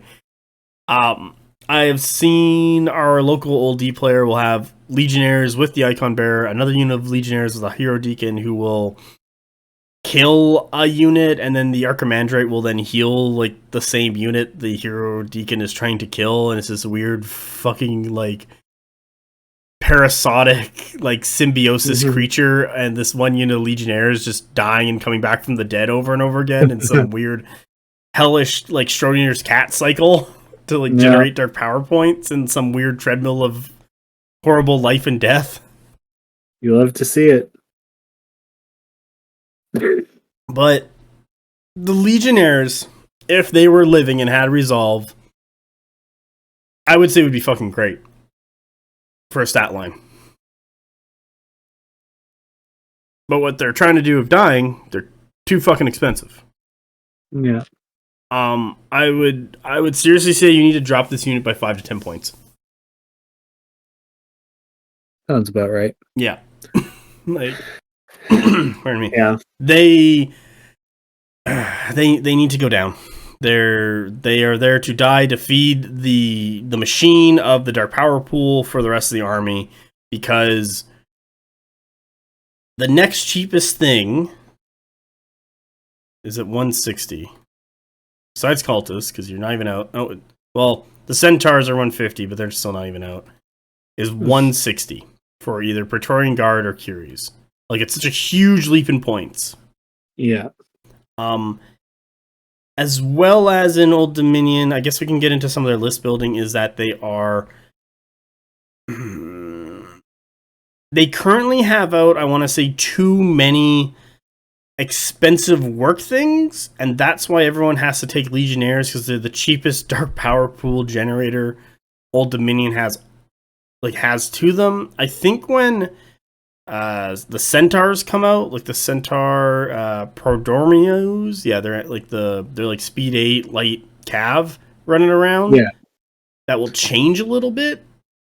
Same thing with the medium cav, or they have guns. Ooh, the medium cav has guns. Oh, this actually might be a good unit. Like, once the cav come out, like the Centaur cav come out, I think that'll change a bit. Cultists are going to change because then they can finally put fucking characters on the table turn 1. The Hashashin, I don't even know what you are. You're a light infantry with cleave 1 and Vanguard. Oh, you're an assassin unit, aren't you? Yes, they are an assassin unit. Okay, 7 fucking attacks. Jesus Christ. 7 attacks, cleave 1. That's Chosen of Conquest. Yeah, but they're Clash 2 and they can't Well, inspire. oh no, wait, sorry. I've got the attacks and wounds backwards. The Hashashin are actually living because they resolved 3. Holy shit. Yeah. Well, you're never getting played because you're too expensive at 180, and also you don't generate any Dark Power Pool tokens. Yeah, you've assassinated your own use case. Yeah. That's kind of the issue with Legionnaires, and it all ties into each other, because it seems like factions that are either doing really well or doing really bad have a layering issue where it's a multitude of things that are bad that all stack up together. It's a multitude of things that are good that all stack up to each other. If Legionnaires are going to be that dark power pool generating chud unit, like chaff, they need to be cheaper than 120 points to achieve that. They need to, like, if you want to be super duper generous, make them the same point cost as Men-at-Arms, but I don't think that'll ever happen because this unit doesn't take Resolve. So I would say the best you're probably going to get is 110, but they for sure need to go down. Yeah. There's the Legionnaire rant. Check that off. You got anything else to say about Legionnaires? No, I mean, what more is there to say? Like, excuse me. It's okay. They're just underwhelming. Like, they go up to D2 with the shield, and then Phalanx with Memories of Old, but, like, I just keep thinking about units with line breakers, just carving right through them, which I guess is got that what you're looking for, but, like, you want... Even if something is going to die, you at least want it to gum things up for maybe a turn on the way out, but like a lot of like a lot of regiments can, through a combination of well, I mean, not even a combination of anything, some of them can just do it from head on, can just delete Legionnaires even with the lack of resolve, and then the value that you would have gotten as a roadblock even is not there. Like, I think just generating points for dark power is not enough. They need to have some kind of utility in addition to that. So if Legionnaires could take like an icon bearer for free to generate another what the hell is it? Like another point? Would that make them a little better? Because then they're like super in that die roll. Yeah, I don't know. Usually when I try to solve problems like that, like I go off in a really like weird, overly complicated direction to do it, because I'm just like, aside from adjusting the thresholds, because there's just fundamentally like you said, Legionnaires are just at odds with what you need to be doing to succeed in a war game, ultimately. Yeah, like, I feel like the idea was that Legionnaires were going to be like the undead Men-at-Arms, and the undead Men-at-Arms, like the Men-at-Arms themselves, were going to be like big bricks of Men-at-Arms slamming up against the problems of the world, and like the heroic cavalry charge will come in and save the day and solve all the problems. But it's like, they die way too fucking fast and don't do anything, and I'm spending way too many points for that, and there's better options. Except for Old Dominion, there is no better option remotely close to the Legionnaires, and the Legionnaires don't do it. Yeah. So them being expensive hurts Old Dominion's whole stick, and that's why it's leaning towards chaff more, because you're spending too many points chaff-wise currently. Want me to read you another BonkTable quote? Yeah, hit me. All right. Currently, by record metrics, in the US metas, Old Dominion sits at the bottom of the general rankings and single-rated event rankings. These former uses every game played and logged in the system, while the latter only pulls from the rated events, the majority of which are 2K. Why is this? A few reasons. At 2K, they take too long to spool up. Most armies will have an early game that can either match or remove their early elements. If their warlord or casters are removed early, it's a lost game for them, since they won't be able to generate enough DP to bring their full might to bear. Fuck. I might just you know what I'm chuckling about. Yeah. No fast light presence, and what they do currently have is not used well by the majority of players. In my opinion, I always forget abbreviations. Morai and Cures are deadly and effective when applied in the right place. Number 3. Base stats are kind of bad, but get better with later buffs. That all goes out the window if they can't reach them, though. The Fallen Divinity is a cool model and either needs a rework or have to have a way to power its own pool on its own without taking from the main one. It's just another compounding issue that the rest of the army can't spool up fast enough, and at times neither can she. Number 5, Cultists and her Hashashin aren't out, and even if they were, they don't contribute to the army's mechanics. See point 1. Strengths. No Resolve effectively cuts a large amount of damage out of the equation, and they have effective units when they reach higher tiers. Weaknesses. Slowish. Same movement as most infantry, but little in the way of vanguard, triple marching, etc., and able to be shot fairly easy. New players don't yet know how to play and often either do well with them, as they can ignore parts of the game and familiarize themselves with the basics, or they're crushed by them because other armies do have to play all parts to be more successful. Experienced players generally account for and commit enough to either stall or wipe out old Dominion units, targeting key pieces rather than grinding down what is given to them to kill. Yeah, that's fucking true. I do that shit all the time. I'm like, I don't want your goddamn Legionnaires. I want all the juicy bits. Give me the fucking caster. Yeah. I scorpion that guy from across the room. Yeah, I mean that's really there. There's one kind of strat to general strategy to dealing with Old Dominion, and that is just ignore the stuff that's going to give them dark power, and then kill the stuff that is going to benefit from dark power. Yeah, if you start on the end where they want to be eating last, I'm gonna if this is a I don't know, a fucking yogurt stick or something. You start on the other end and slurp out all the juicy parts before you go through all the bad parts. Then yeah. It's like you went into the kitchen and stole the cake and ate it while everyone else was having like the appetizers. Yeah. There's a better metaphor.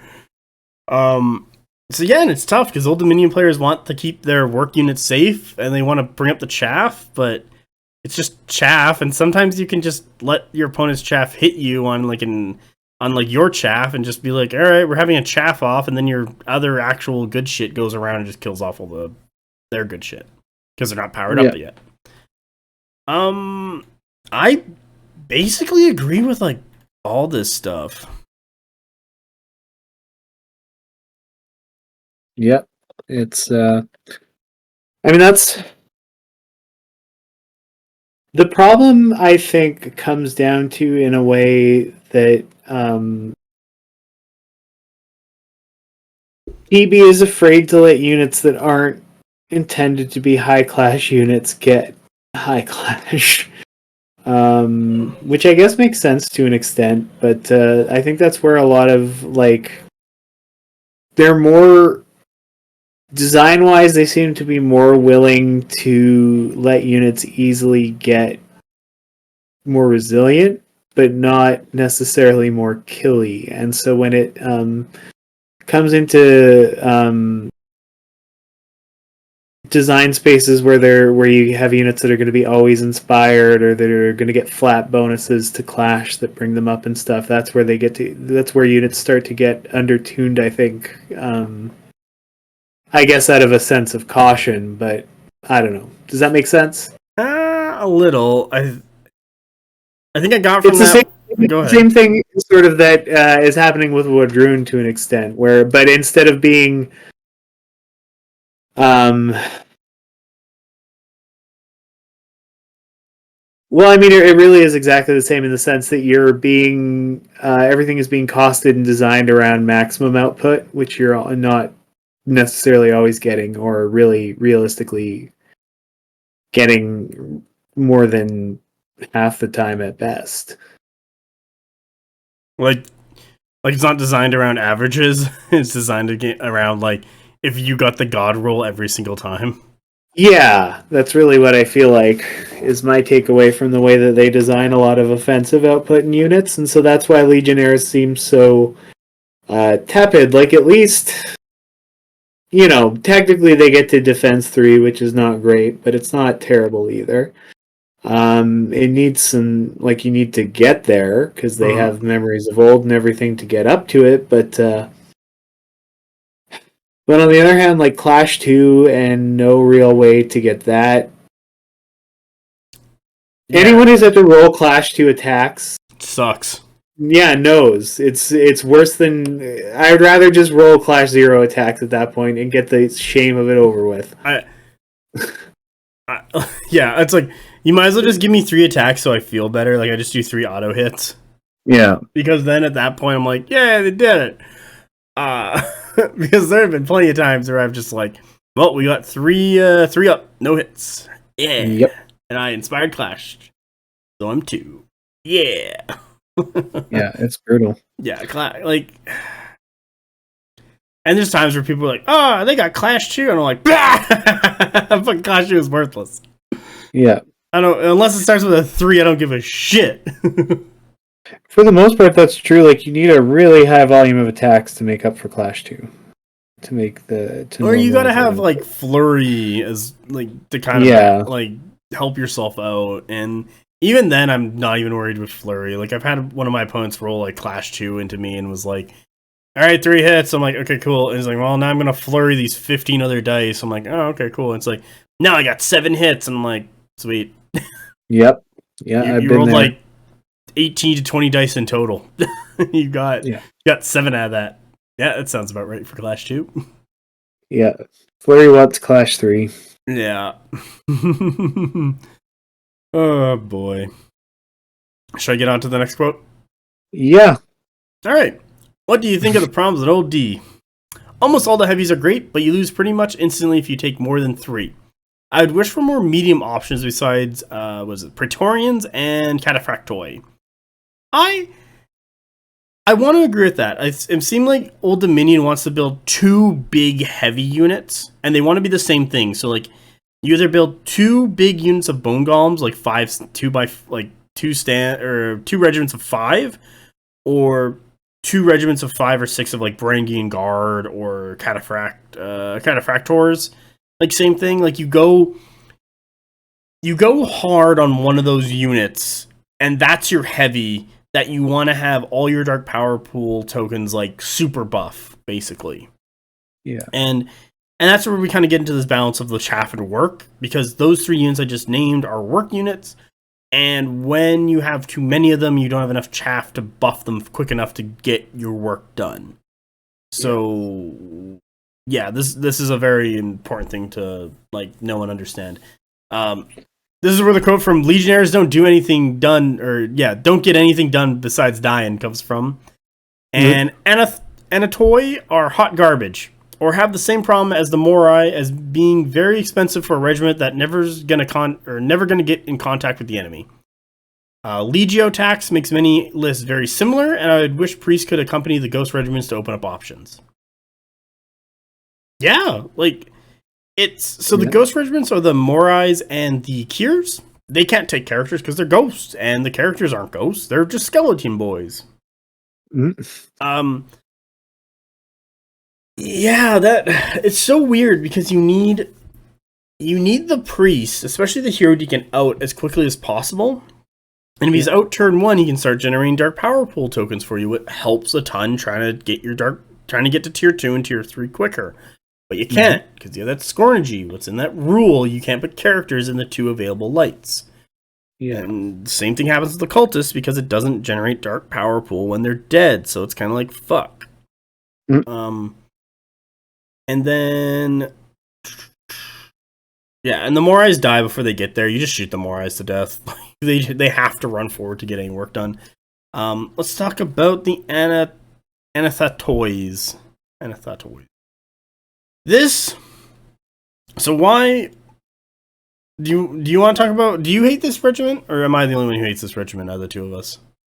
Let's have a look here. Well, they got bodyguards, so you hate that. Look, they're Clash 2 with Flurry. Yeah, exactly what we were talking about. So Terrifying one. yeah, Vessel. Like, just looking at them, for you're like, 170 points, like it's fucking garbage. So yeah, I'll read up their shit so that people understand what the hell's going on. So they're 170 points, speed 5, clash 2, 6 attacks, 4 wounds, defense 2, evasion 1. They got bodyguards, who gives a fuck. They got flurry, so they're at least rerolling that clash 2. They have their 6 attack, or sorry, they have animated vessel, like it's just they're undead. Terrifying 1, so you know that's on everything. That's really nice. They can get a standard bearer for 10 points. They can take a Princep, which gives them always inspired for 25. That's a great point sink. Or a Dark Canifer, what the regiment's command stand counts as 2 additional stands of the same type for the purposes of seizing objective zones. I think you're taking a Princep because they're both 25 points. But now your regiment is, for an MSU, is now going up to 195. You take a standard bearer. more expensive than an Apex. Yeah. Are you getting the same are you getting a same level of output as a Clash 3 Flurry 6 attack Anatois unit as an Apex? I mean, I'd have to run the numbers, but I'm gonna guess that with there's no scenario. They're saving on their defense, their evasion 1. Like it's a difference of like you get 7 more attacks on the Athanatoi, but they're all Clash 2. Yeah, they're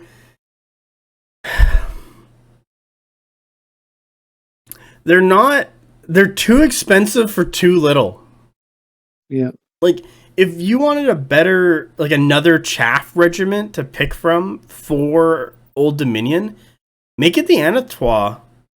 I'm not lying here. Like, put these guys to like what the fuck? I don't know. Put them down to like 130. Fuck it. Just drop their points hard. Get cut bodyguards is useless, or fucking leave it on there. It doesn't matter. Maybe drop their attacks down from like 6 to 5. Their stat line's fine. The rest of them's fine. Flurry can stay on. Drop their points down to 130. And maybe they'll see play if the Legionnaires are dropped down to 110, 115. But fuck, man, you put these guys down to 125 or 120. Like, they need, like, Old Dominion needs another chaff dark power pool generating unit. Anatois at defense 2 base. Fucking sit that spot real good. They're just way too fucking expensive for fucking nothing. Yeah. Like, if this regiment had cleave on it, then you're talking about something. But they don't. But then you get into the power of, or you don't get into the power, you get into the problem of, now this is the work unit you want to buff up. Because here's the other problem. The Memories of Old is hot shit. It's counterattack. Yeah. So every roll of a 1, you do a hit back. I want to say you do a hit. Yeah, it's 1 hit. That. So who the fuck cares about counterattack? Get something better. Praetorian Guard are good as a medium if you want like kind of like that tanky unit, because their Memory of Old is Bastion +1. And they can take Profane Relic for Aura of Death +2. And you just run these guys forward and you start that Aura of Death train. Mm-hmm. And you put a Zilliarch in here who's just going to town, and this unit goes up to like defense. Their defense 2 base. I'm talking about Praetorians now. Defense 2 base, shield to 3, Bastion to 4, 5 wounds, 5 attacks, Clash 2. You put a Zilliarch in here and you just go to town. Like, the Praetorian Guard versus Athanatois can just go fuck themselves. Like, they're just, it's not a well-designed unit at all. No, it doesn't seem to really have a fit in the in list building and like a purpose. Like, why? There's absolutely no reason to take this unit. Yeah, the difficulty is you're putting so much points into it to get such a small amount of value that it's a tough sell. So is this unit on the teeter-totter? Does this unit fall in the chaff side or into the work side?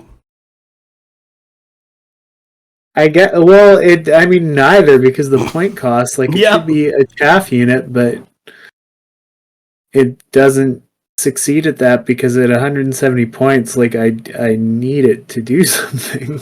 Yeah, like Praetorian Guard do something. They're a designed anvil. Like, what's a good example for Praetorian Guard? I don't know. They're kind of like Dweg Thanes, who are medium, who have a little bit lower defense, who don't have any cleave. Like, they're kind of like that. Like, Praetorian Guard or Anvil, Anatotaz are just, they're just some flaily boys and go, like, Legionnaires are meant to die. I would count this unit for something if they change its memories of old, because counterattack is just a waste. They cut 40 to 50 of its points out. Yeah. And it joined as another option as a chaff pick for instead of the Legionnaires. Your 2 chaff picks for your Dark Power Pool generation are Antathaw and Legionnaires. Legionnaires, little more. Let's say they drop down to 210. They're a little more. They're same level of defensibility. Not very many attacks coming out of them. Anathataw's, you get a little bit more offensive capability for a little bit more points, but it opens that up to you. Gives you a choice, because currently there is no choice. No. God damn it. No, and these like looking at the point breaks as well, that's something that I've been really giving a lot of thought to in the game overall. It's a weird spread. Nothing really competes, but like for slots at base, like I'm not really getting that deep into it and figuring out without the upgrades that you would want to take where things land, but everything seems to be expensive and weirdly costed in relation to everything else too, so there maybe needs to be like a pass just in terms of how the pieces all fit. Yeah, like someone tries to build lists not based upon their points, like kind of cover your eyes with the points and then build a list and be like, oh, this is really good, let's do, and then like reveal the points and see how much it actually costs to do that, and then maybe compare that internally to other lists, or compare that to what you're currently getting, compare that to what other factions are getting, and kind of have a look around at that and be like, okay, maybe we do need to adjust a couple things. Like, yeah, I think they're getting into like the Wadroon, one of the Wadroon problems of like how Wadroon pays for the chant tax in their points on things, while Old Dominion is paying for the no resolve memory of old tax, and I feel like at times they kind of get double dipped on it, or some even triple dipped, like the Anathatois do, because like they should not be that fucking expensive for what they're doing. Yeah. Because you're paying for the no resolve. Okay, that's fair. Pay points for no resolve. I'm 100% fine with that. You're paying points for the draw event of a memory of old and an action of memory of old at some point in the game, and always inspire at some point in the game. But if you fuck up your death order, you might not even get there, or it might be too late. Yeah. So it's just really, really shit. What's strong about them? Continuing the quote from this player. They're pretty resilient due to their morale immunity, even though having average defense stats, tending to be on the higher price side / more elite side due to their tax units. Many options for high cleave, though often very redundant. Pardon me. I don't know why I'm burping. Though often very redundant unit choices. Yeah, as we've been discussing, there's too much of the same shit going on here. Yep. Yeah, it's just a lot of weirdly costed, poorly statted things. Yeah. I mean, the Varangian Guard are... They used to be 180. They got a little bump because they were too good. See, at 180, I think they're a little more reasonable, to be quite honest, because, like... I think the issue was that Old Dominion players were literally running 2 units of these things as 6 stands each, and those were their two heavy options, and they were just like slaughtering the world with Linebreaker and Cleave +1 going to Cleave 3. And then I think they had just took the Princep on them for the Always Inspired, so they're going to Clash 4, and they have 6 wounds defense 3 with that evasion 1, so they had a little bit more survivability than you thought, just because those extra 2 wounds. And at 180 points, they were at the time the same point cost as Steel Legion. I think Steel Legion were 185. Like, they're more expensive than Vanguards, or sorry, Varangian Guards, and it like you weren't getting the same level of output as them. Less attacks, more cleave, more attacks, less cleave. Like, there's always that trade off, but maybe even Varangian Guard can go down to 195, 190. But I think they got punished a little for their crimes against humanity. Yeah, as tends to happen in these games. But like, this seems like I would say a use case for where the low MSU cost and high stand cost relationship might be a way of balancing them. Yeah, like drop their points down to 180, but increase their additional stand cost from 55 to like 80. Just something fucking ridiculous. Yeah, it maybe not even ridiculous, but just prohibitive. So that way you're really like leaning into it if you do want to go that route. But I mean, like 55 points a stand is actually quite competitive. Oh yeah, for something like Varangian Guard. Because they're not even like their base cost. Their base cost is 4 stands if you're just doing by additional stands. Slightly less than 4 stands, so that even there are base cost right now. Actually, let's go look at that. Yeah. So, additional stand of Legionnaires is 40 points. That's kind of normal. 120. What are you doing? 40, 80. Yeah, no, they're literally perfectly cost. Praetorian Guard are up front more because they're 45 an additional stand, and they're sitting at 160. So it seems like they have a higher upfront cost and already a reduced stand cost. So yeah, maybe they do need to swap that around. Yeah, that seems like if the problem is that people are bringing too big of bricks, then that's the easiest way to fix that. Solve that one, I feel like, but yeah. It's a weird game the developers got to play and sort shit out from. Yeah.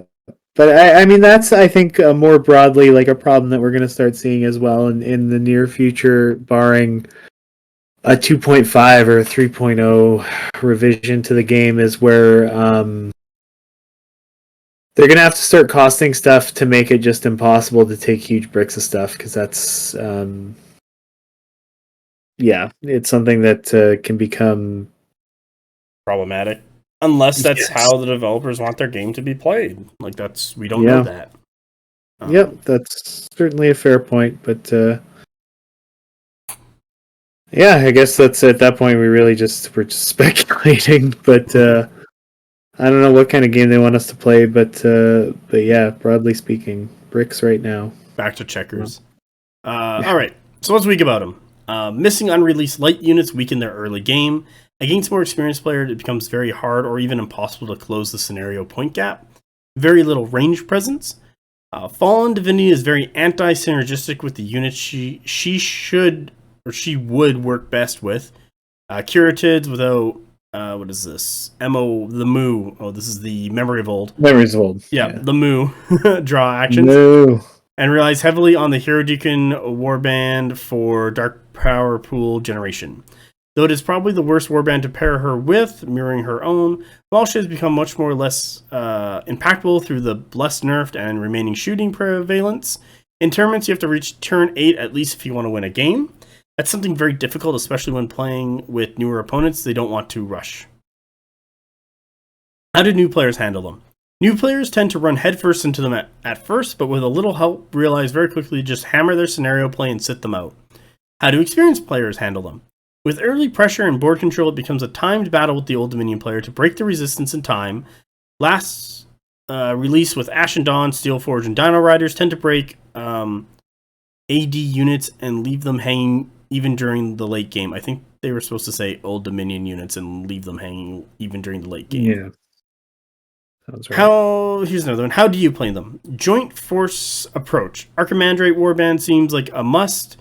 Have to get objectives done. MSU cures plus the Opto Legionnaires with the Archie can usually threaten objectives in their own half before 100k. Spires, Flyers, Quick Dinos, or Drag Sorcerers get them, although if only these opponents start with their own objectives first. If they go straight to the Old Dominion's objective, it's very difficult, and I like Bone Golems. I would love to play the Bronchosaurs, or the Bronco... What the fuck are these things called? They're something... oh god. The Bunk Foley. These are the Minotaurs. These are the mini Minotaurs. That's what I'm going to call them from now on, because I'm terrible at words. I'd love to play the Undead Minotaurs, but they're just not attractive beside the other heavies, which gets their job done just a little bit better or more diverse. I really would like them with their own spin, like Flank/Dread, being refitted as a medium or something. I enjoy Cataphractoid and Praetorians. What's going on with them? Stench of the Dead. From the actual best German Old Dominion player. Nice. I guess what the actual best Old Dominion player says from Germany. Thank you very much for your words. Yeah, I don't disagree with any of this, truthfully. Like, it's very much new players stop running head first into them. Experienced players will kill all their work stuff, try and finish the game early, because Old Dominion gets better later on because you've killed more of their shit. So if you can end the game early by just outscoring them so far early on, they'll just never catch up. And as mentioned before, Old Dominion has a very weak scenario play because they're not fast enough to get into those zones, and they get rushed out by everyone else. Yeah, and because they're so slow, if you need to, you have time to set up your big hits. Yeah. You can take an extra turn or two to get your stuff in position so that when they do roll up, you just descend. So I think the rest of this just kind of gets into a bunch of stuff. I don't know if I'm going to really scroll through it all that ton. Zam. Yeah, no, it's just stuff I've already mentioned, and we've kind of reiterated a bunch of times. Oh, so here's another one. So Memory is Old and the last activation. Let's talk about that. I'm trying to draw on how to say something so I don't sound like an idiot. Although probably a lot of people think I'm an idiot, but that's fine. Some of the stuff of these Memories of Old, Phalanx, Bastion, some more of this defensive oriented stuff, maybe even Aura of Death, like Aura of Death +1 on the Bone Golems. They are active during, like, the regiment goes, they draw event into it, they action into it, and then it goes away on their next turn. So if the Bone Golems go, draw event Aura of Death +1, charge Clash into a regiment, next turn that regiment activates, and now they don't get their Memory of Old, they miss out on that Aura of Death. So like that regiment has to go first if you want that little bit of extra from that Aura of Death. The Legionnaires have to go first to get that little bit of extra from Phalanx. Like, the Praetorian Guard have to go first, like, but then something could hit them in that way, like, through them. Memories of Old and some spells in 1.15 used to carry over until that regiment activated next, so there was no gaps, because that regiment would activate next, upkeep the thing they were doing, and then continue forward. So a lot of the times, the Memories of Olds that are being used are the offensive ones, because you're getting work out of it quickly, or the ones that you just activate first before your opponent activates that regiment, and you just kind of get it. Yeah. And there was a bit of talk about that, like, and I kind of agree, like, reverting the Memories of Old back to last until next activation. Yeah. And yeah, go ahead. No, I was going to say it does seem like that's how they were originally designed. And it's the same thing with Chance. Like, originally Chance carried over until the regiment next activated as well. it was a decision that it was seemed to be broadly made to just reduce the overall amount of like bookkeeping in the game, which is good in theory, but like it's definitely, it makes it difficult. I mean, I guess technically before Bastion and stuff would carry over until the next, or would it? I don't even remember. Anyway, let's not get sidetracked. Point is, the defensive oriented stuff, it's tough because at like best case scenario, you get one priority activation per turn, provided you win the roll off. The roll off, yeah, and like if you're playing against somebody who's good, like you have to assume you don't, and then you have to assume you're not going to win supremacy, and if somebody knows what they're doing, like you have to assume that you're probably going to be going like pretty close to shot for shot in terms of like the importance of the activations that you build through the turn. Yeah. So like generally, everybody knows what needs to be activated first on an important turn. Yeah. And then what can potentially go, second, third, fourth, whatever. So when you have more than one thing that needs to get priority and then activate to get to a baseline level of defensiveness or whatever the case is, like it can very quickly become that you have too many pieces for that to become possible in all the places where you actually do need it in a complicated game state. Yeah, and maybe there should be more tokens, like, and this conversation of memories of old lasting until their next activation. It would be on specific things and stated in that memory of old for that thing. Kind of thing. Like, it wouldn't be on, like, all the memories of old, but it would be on things that made sense. Like, the Aura of Death for the Bone Golems, the Phalanx for the Legionnaires, I don't know what the fuck was Bastion for the, Praetorian Guard. While other things, like, with the kind of, like, the offensive stuff would just be for that round, because it only affect for that round anyway. Yeah. But it just, there's too much of a hole, and if you get outplayed, you're just dead. Yeah. Yeah. It's a similar problem that you hear a lot with the Nords right now, where the not the Volva so much, but the Valkyries and the Huskarls are sort of both anti-synergistic to one another because they both want to be activating and getting Bastion, and they both are going to fold relatively quickly without it. So if you're running both, then like you're running into a situation where you need to pick your favorite kid, and you don't always want to do that. I always pick my favorite kid. I don't give a shit. It's the Imperial officer with rapid deployment.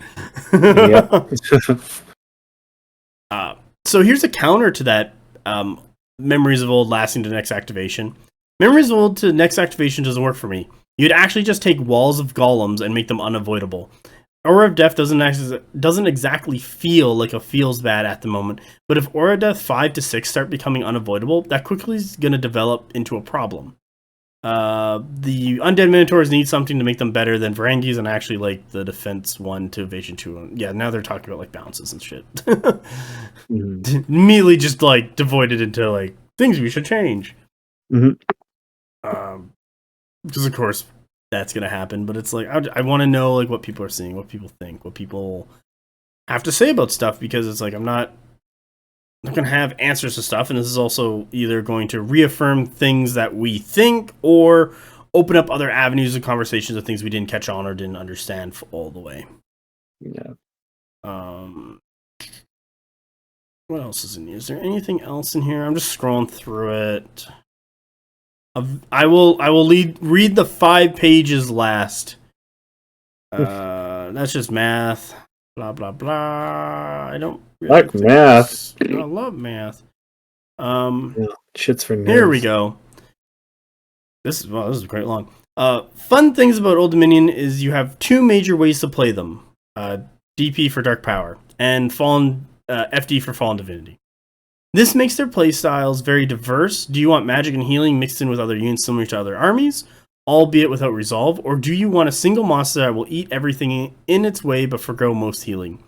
These armies have the units inside them play differently as well. This gives the army some replayability. Cons to this, the Fallen Divinity feels like an afterthought of the army. Everything scales off of Dark Power. The Hero Deacon, who is arguably the most likely used priest for the Fallen Divinity playstyle, only has one viable spell. In the Fallen Divinity playstyle, Dark Suffocation, gain a power point. As Black Flame Consecration scales with Dark Power only, not Fallen Divinity or both. This gets doubled down with the Bless nerf, and she receives no compensation. Remember, she's not only 300 to 400 points, she's also your Warlord and your faction rules all in one size 3, very shootable package.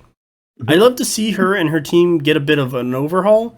Either A, just make it take less points for her to get to the higher tiers, not that bad for the enemy as she does microwave your whole army. Option B, make units close to her get Dark Power points tier 3 so they can use memories as a draw event. You can either nerf this or buff this as needed. Make the buff only apply to her warband or only at Fallen Divinity tier 3. Option C, double down on her being strong, give her some magic. Are you telling me that the priests that worship her can cast magic because of the god they worship? But she, the god, has no magic. The further this confusion is the fact that Hespians and Promethean giants are powered by caged gods, and so why not give her the same punch magic? Now for Dark Power, getting the points are usually very slow or very fast. This often depends on the opponent, leaving the Old Dominion player to feel like they have little interaction with their own army. If your opponent doesn't attack you, meaning they simply march charge you. Simply march charge you doesn't mean you'll never get to tier 2, let alone tier 3. Your faction doesn't have the damage to push them out, and thus you lose with not real say so. So how your own army works. I have no solution for this after War of Death got nerfed.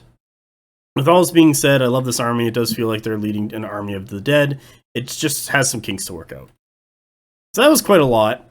And I do like their breakdown between the Fallen Divinity and the rest of the faction. So let's talk about the Fallen Divinity. Mm-hmm. Now I gotta scroll all the way the fuck back up. Because now we get to read her Dark PowerPoint shit. Yeah. I don't know that I've gone up against the Fallen Divinity since 2.0 has dropped, in all honesty, but it seems like I remember 1.5. Death on Earth. It was terrible. If it got up to tier 3, I remember the first time I won against that list, I had to throw 2 dinosaurs and Braves into it, and I didn't even kill it. I just tied it up long enough that it couldn't, that I won on scenario with my one other regiment that was holding a point. I can tell you now, tier 1 Fallen Divinity, your opponent doesn't want it to come, they want it on the table to start using Blasphemous Soma, but they don't want it on the table until you've hit tier 2. However, so they keep it at the back end of their table, then they hit tier 2, and maybe they can kill a regiment or 2 and kind of be safe, and they want to get to tier 3, because at tier 2, they're basically a Mountain Jotnar with a little more going on, and so if you can kill a Mountain Jotnar, you can kill a tier 2 Fallen Divinity. A tier 3 Fallen Divinity starts to be a problem, but I think it's still manageable to kill. I've only killed a tier 1 and a tier 2 Divinity. Yeah. And if you kill the Fallen Divinity and your opponent doesn't get any work out of that regiment, it's such a huge blowback on the Old Dominion player. They have to redo their entire Dark Power pool because the Fallen Divinity takes all the Dark Power pool into itself. And you can't... I'm just debating if I want to read off Dark Power pool, but anyway, you can't leave the Fallen Divinity alone by itself because your opponent will swarm it and bring it down. So you need to have regiments around it to support it. You want 2 regiments beside it on either flank just to keep shit off of it as it does its work. So for the tiers, the Fallen Divinity gets its own tiers. Its Supremacy ability basically explains how this thing works. I don't think we really need to read it because we just released a Supremacy episode. But the Fallen Divinity now uses its tier 2 characteristic profile instead. So it has tier 1, 2, and 3 profiles. Upon reaching the Fallen Divinity's profile to tier 2, keep any wound markers previously inflicted and then heal it for 4 wounds. So if it takes if it took 4 wounds, you just heal to full, but if it had any more, then it's still injured, and then it gains more health on top of that. Yeah. In addition, the range of the Font of Dark Power special rule is extended to 14 inches. While friendly regiments with the Animated Vessel special rule are within 10 of the Fallen Divinity, they add +1 to their attack characteristic. It's pretty good. Get an extra hit. Yeah. Tier 3. The Fallen Divinity now uses this Tier 3 characteristic profile instead.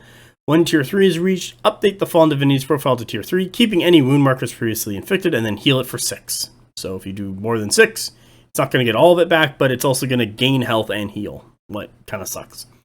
In addition, while friendly regiments with the Animated Vessel special rule are within 10 inches of the Fallen Divinity, they add +2 to their attack characteristics, gain the Dauntless special rule, so now you can never break, what's kind of nice. Like, people think because Old Dominion doesn't have Resolve, they can't break. They can break. You still can break and shatter Old Dominion regiments.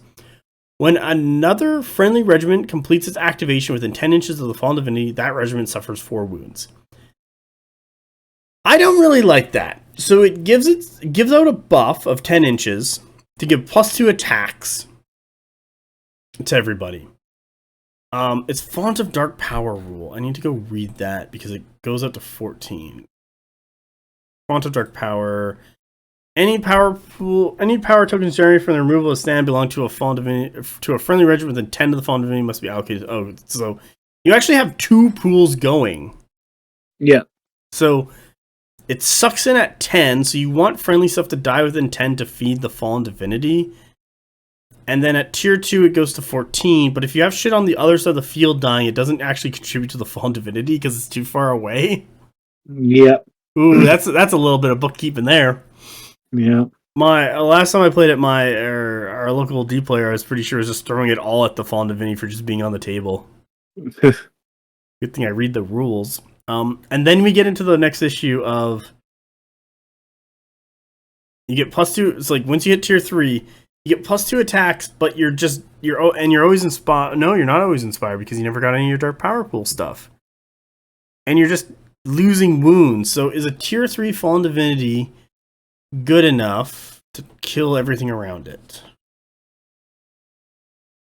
Let's have a look at those stats. This thing's volley 4 for some reason. 4. Pardon me. Weird.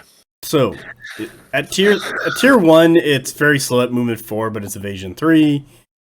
Tier 2, you kind of have a better stat line of 6 move, clash 3, 10 attacks, 12 wounds, defense 3, evasion 2. It's terrifying 2, cleave 2, harden 2, 5 impacts. It's blessed. It had animated vessel. It's unstoppable. Tier 3, you're movement 8, you're clash 4, so you're going to... You can't even take an inspired action. It's just clash 4. Holy shit, it can inspire to 4 rerolling 6s. It's 12 attacks, 15 wounds, defense 4, evasion 1, so it's easier to kill because its defense is getting higher. It's brutal impact 3 on its 5 impacts. It's terrifying 3. It's hardened 2. It's unstoppable. It's tenacious. It has bless. It's cleave 3. It's flank, animated vessel, and Font of Dark Power. At tier 3, I don't. It has an anti-synergy again. Like, I don't think it's doing enough, truthfully. It seems, if, like, on paper you look at it and you're like, ooh, that's quite strong, but, like, Ooh. Realistically, without reroll 6s, trying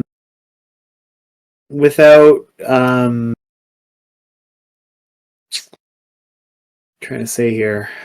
Yeah, I mean, that's big. Like, all the debuffs are all well and good, but you are not... One rounding a unit, even on the charge, is not necessarily a foregone conclusion, I feel like. And that's when for all that it takes to get into tier 3, I feel like you want it consistently just, like, hopping regiments. Mm-hmm. But, I mean, like, small stuff, like,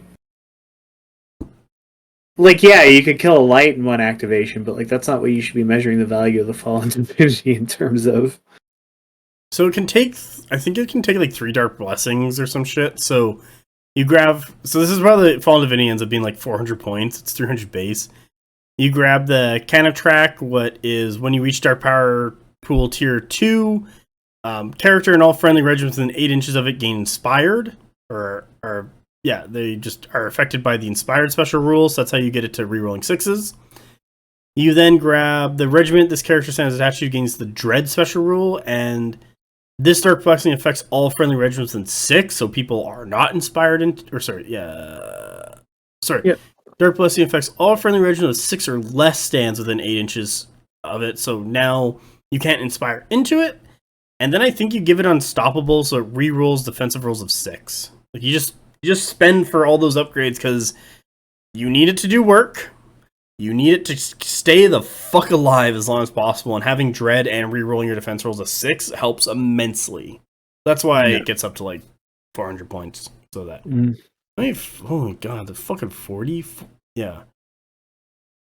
40, 80, it ends up being 410 points. Jesus. Creepers. But you need all those for this thing to work.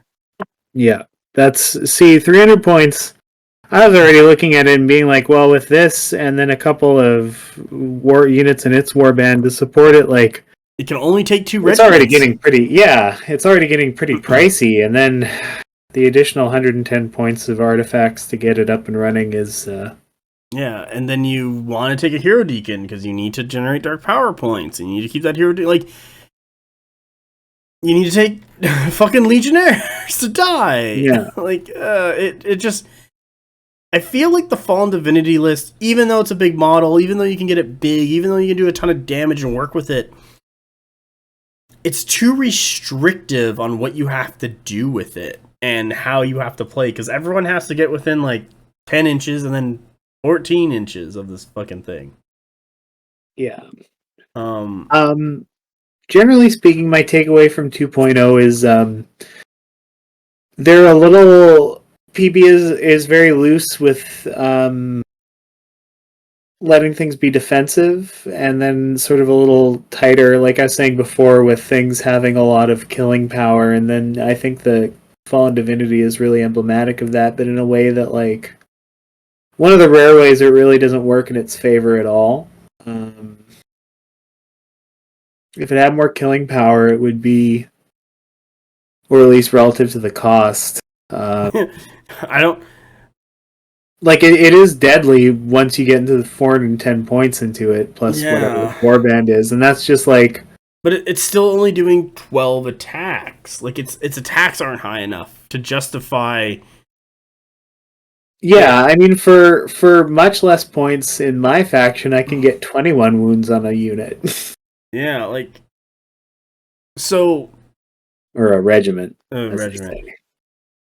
So the Fallen Divinity has problems. It's too restrictive for what it's doing. It's too precise, and it doesn't support everyone else well enough. Like, you can take those Dark Blessings to put out those auras around the Fallen Divinity, what people do like, but it's taking all the Dark Power pool anyway, and you need to get to Tier 2 and Tier 3 for the troops to be successful. You're putting all your eggs in the Fallen Divinity basket, and if you get caught off guard... Because I've like just shot this thing with like 3 units of more crossbows and got it down to like 2 HP on while it was in Tier 2, and then charged with like some Household Knights, and it killed it. And I was like, cool.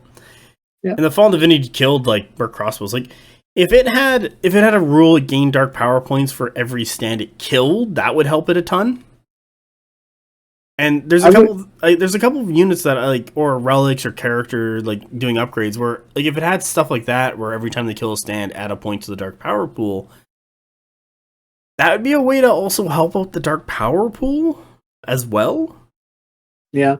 And it's something that I'm actually surprised isn't in there, because it's like, yeah, you want your stuff to die to be stronger, but like, why isn't there an upgrade for when to like suck the souls out of your opponent? It just seems like something intuitive for an undead faction. Yeah. So I like the like flavor-wise and mechanically, or half mechanically, I like the idea that it starts killing its own stuff once it powers all the way up. But 4 wounds?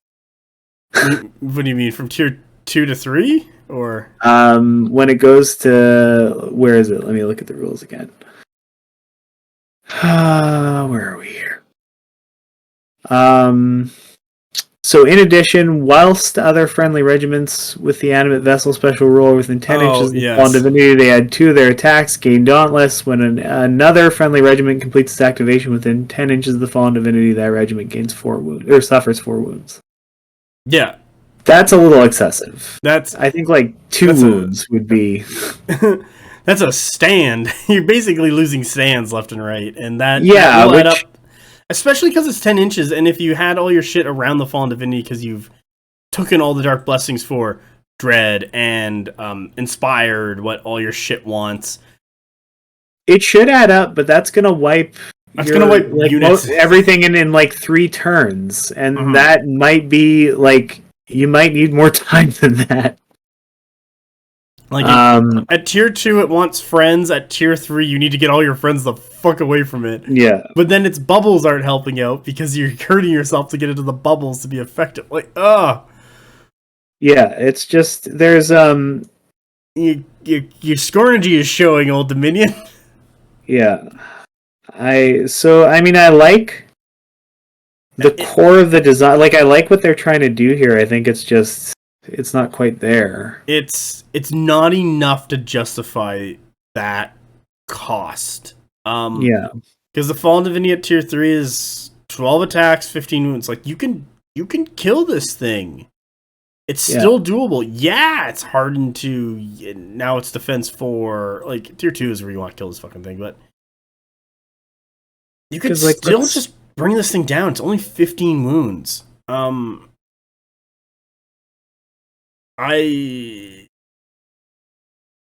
Those need to go up, and there was talks with some of the players on the BonkTable Discord. There's talk with our local Old Dominion player.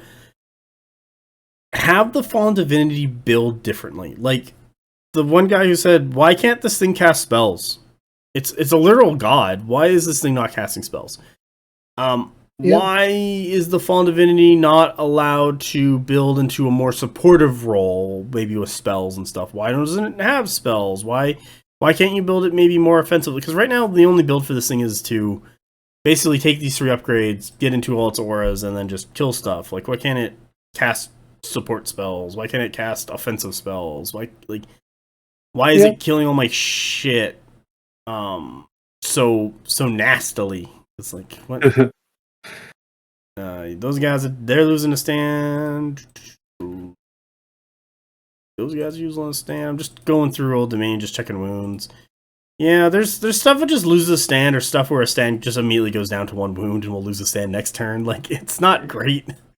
Yeah, I think it just, like, it's a cool idea and it does make sense, but I think it's just it's burning them out a little too fast to the point where I think it's the same problem with the Nord's army rule, where by the time it's kicks in, you're getting the benefit of it, you're dead. You don't have enough stuff to benefit from it to be around. The only thing the Nord army rule does in practice is make it so that you don't have to unbreak the Bow Chosen that had to break for you to get the flurry. Did you charge through your Bow Chosen?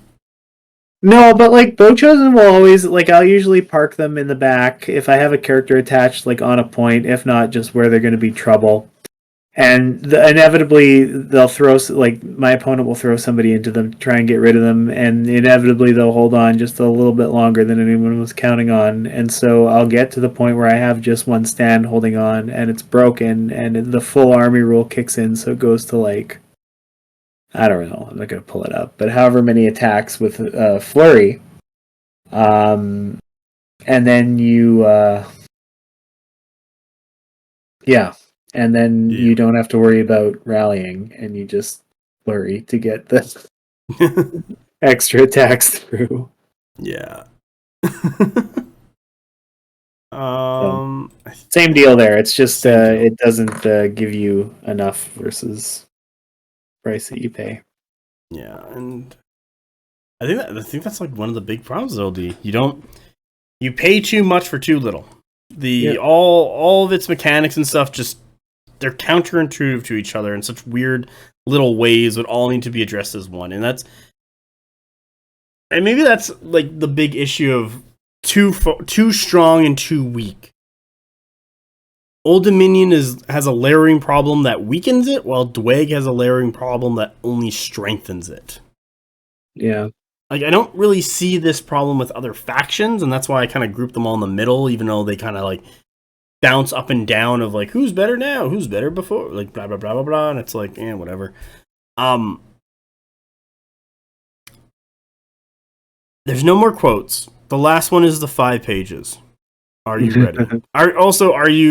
Do you feel good about what we've just talked about on the Fallen Divinity? Before we move on. Yeah, like I think essentially there's really not much more to say there. It's a tough one though. Like you got to admit that what they're trying to do with the Fallen Divinity, because even other games with monster models like that, they tend to be more part of the suite of tools that an army has and are balanced as such. Whereas this is something that needs to be a part of an army and then eat an army and then be an army, and that's like it's a tough one to design. I don't think that I think that they can get there, but generally, I think my personal takeaway from this recording is that OD's problem is just, it largely comes down to synergy, and I think that the Fallen Divinity, in its entirety, is very emblematic of that. Yeah, I know we didn't really talk about the Archimand, like the characters. The characters really just unlock the warband, and they're not the problem. Like, all the other characters are actually like good. The Archimandrate's a great caster. Hurricane's a great support piece. Like Hazil's touch for that heal, and the Blasphemous Power. Nope. Nope, that's a shot. Where the fuck is? I feel like the Zylark has sort of a. I'm reading the wrong one. Archimandrate, some great offensive capabilities. Hero Deacon with the Dark Supplication is kind of a must to get your Dark Power Pool thing going. The Auxiliary has an amazing warband selection because you get Vrangis. Like, basically, if you want Vrangis, you do Auxiliary. Archimandrate, what the fuck do you... Yeah, you're kind of like the Bone Golem, same with the Hero Deacon. And then the Strategos, are you getting anything cool? You're getting Canifers. You really don't... So, the Strategos has... I will talk about the Strategos really quick. His issue is that he is outshadowed and outplayed by the Ziliarch.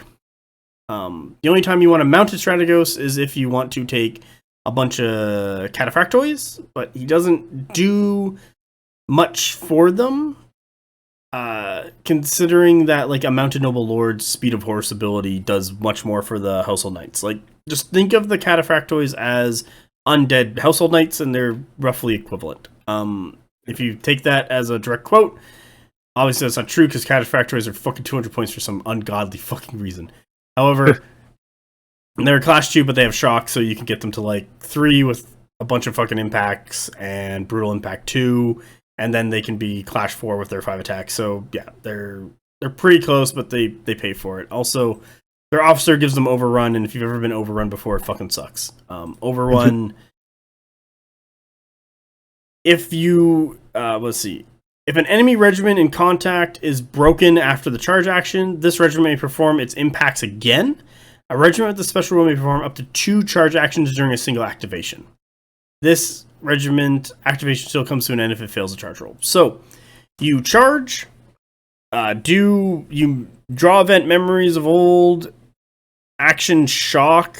You do 2 charge actions? Does it say, do you do a free charge action?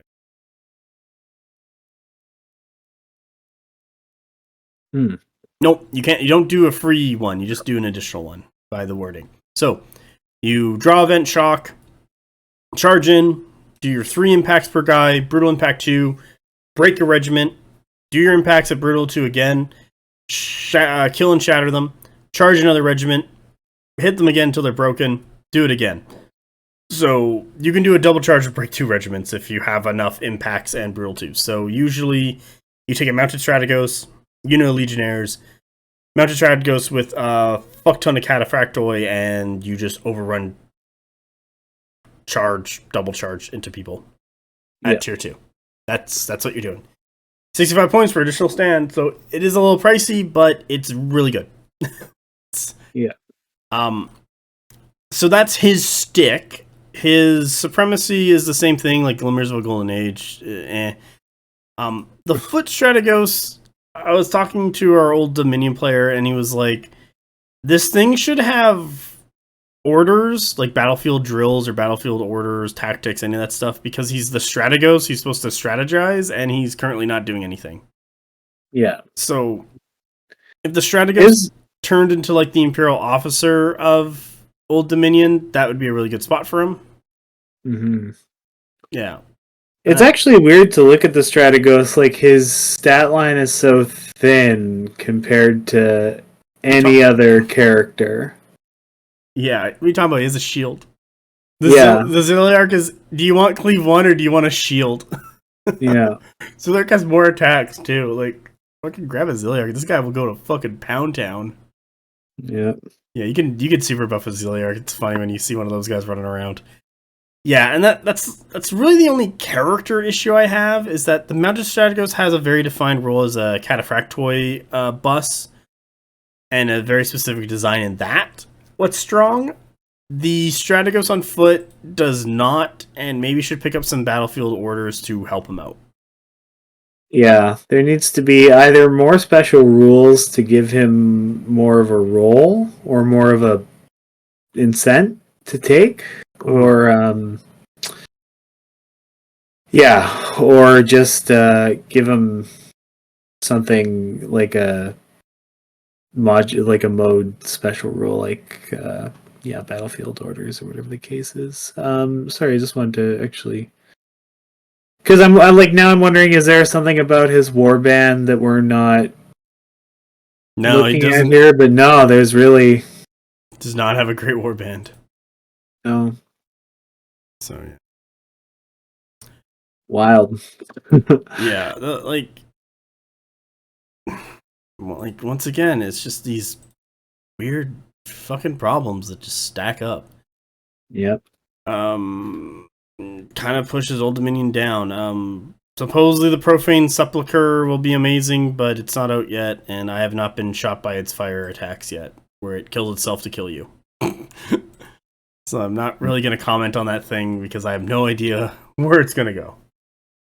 It's an interesting premise for a unit, but how it actually works in practice, I don't know.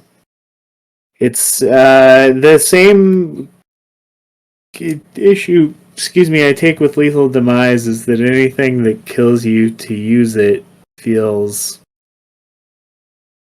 not that great. Well, it just feels disingenuous, you know? Yeah, but I know Spires players are doing Force-Grown Drone blocks with Biomancers. Mm-hmm. That's what one of our locals is playing currently, and it's a mean goose, would be the proper wording. However, you can just duel out the Biomancer, and if they deny, the unit's broken and they're not getting healing, and you just kind of shoot them all. And if they can't deny, because they're already broken when you declare the duel next turn at the start, they can't run away, you kill the Biomancer, and then it's gone. So yeah. It has play, it also has counterplay, and it's I don't know, it's something. It's there. It's something to watch out for. Like, you've done it to me, where I've killed all these pardon me. I've killed all these Braves, and you're like, you're gonna take X amount of hits back, and I'm like, oh, okay. And then I rolled really well and saved a bunch. Or I lost 2 stands. I was like, oh, that's really mean. Yeah. That'd be on the blooded, but yeah, so Lethal Demise is it's very good against low defense enemies, but it's like, if you are hitting me with Ashen Dawn, those Lethal Demise hits with no special rules on them going back into you are not, I'm not going to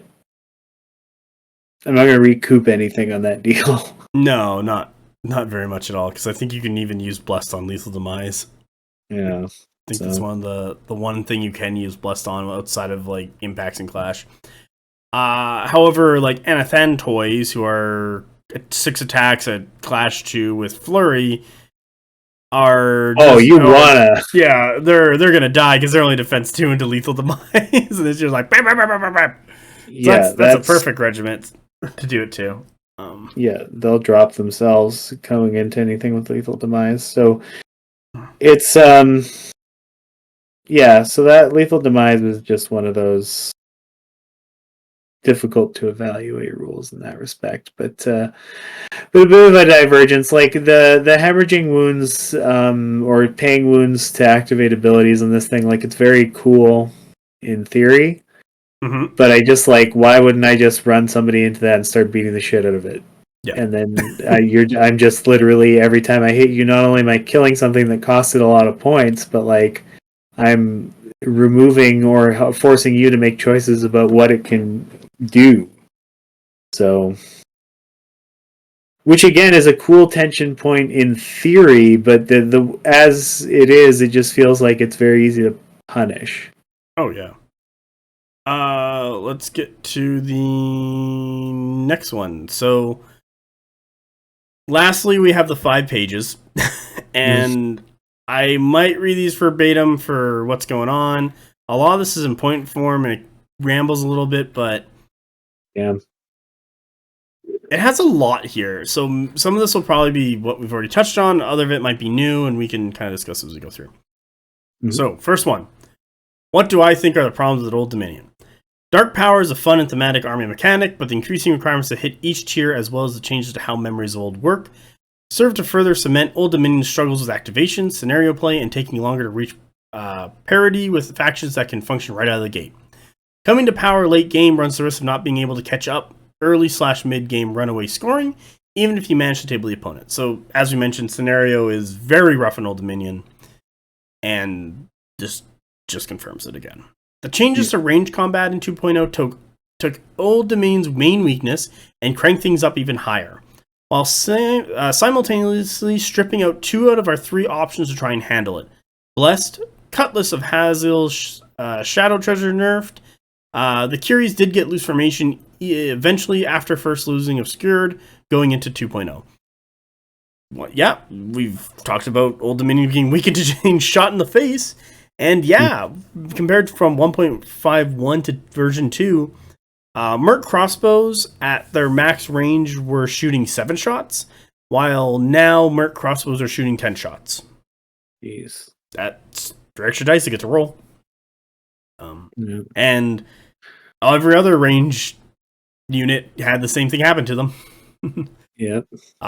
Next one. The developers are kind of hesitant to give them buffs and have been generous with nerfs, as detailed below. As the lack of resolve is very strong, and the army does tend to accelerate strong negative reactions from new/inexperienced players that don't know how to play into Old Dominion yet. Alright, yeah, we've gone over that. Perfect. What's strong about them? Lack of resolve is great for reducing incoming damage.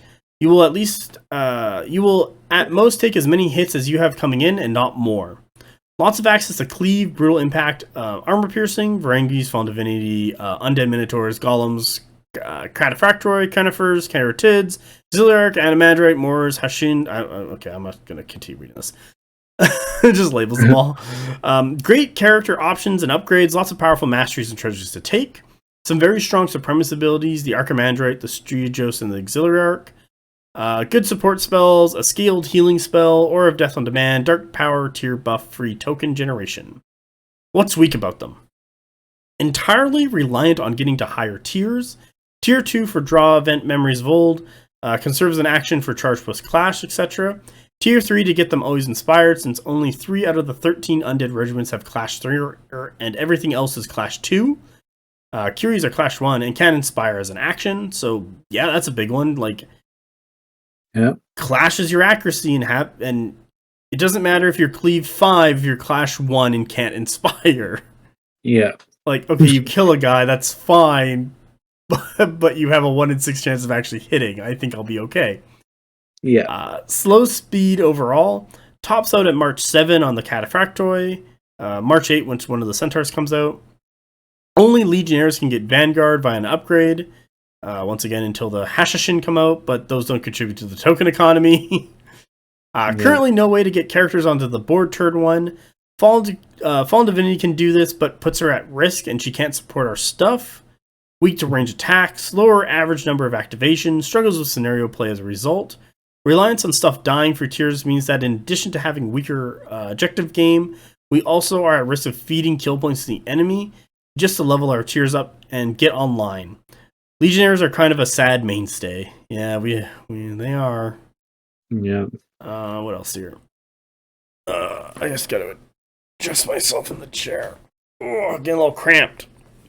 Fair. Despite being good values or points, they are defense 1, evasion 1 with a shield, and the ability to gain phalanx if they give up an action or get it on a draw event at tier 2+. Clash 2 can inspire as an action. They take longer than expected to die against non-mass attacks due to not taking morale, but still die pretty quickly and don't tend to do much in combat. Yep. Yep. You are the undead men-at-arms. Welcome to the club. You fucking dying chuds.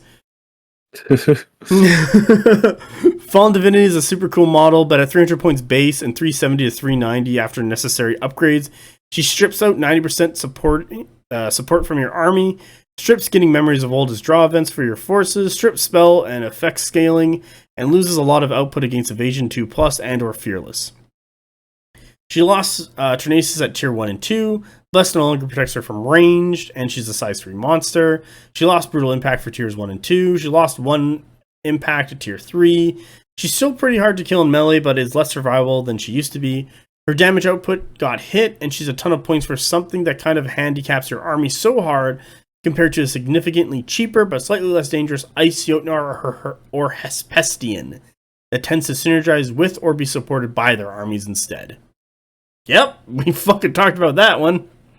Yeah, that's all valid. You know, I'm starting to wonder if it wouldn't be better to maybe give them the Fallen Divinity like a special super blast that they can actually be used against ranged or something like that, because that's a common complaint that I hear a lot. It's a fucking god. Like, yeah. You can literally write... It could be like that Ron Swanson meme from Parks and Rec where the Fallen Divinity hands the park officer a piece of paper and it says, I can do whatever I want. Like, yeah, pretty much. Once again, it's too many points for what the fuck it's doing. Yeah. Because you could reduce its points, increases output, just increases output for its current point cost, like put in many some more pathways. defensive like you can do whatever the fuck you want. Cultists and Hashashins don't currently contribute to or benefit from the dark power tiers, so taking them basically eats into the effectiveness of the rest of your list. Anathantoys are fairly subpar, defense 2, evasion 1, wound 4, bodyguard, blah blah blah. We have talked about it's kind of a waste of an ability. Their memory of old witches ... kind of a waste of an ability. Mm-hmm. Yeah, I would rather see Anatoys become the other chaff dying option for Old Dominion, so Old Dominion players don't have to run just straight fucking Legionnaires and might be able to take something else if they would like to do that. Because currently they can't. Yeah, and that's...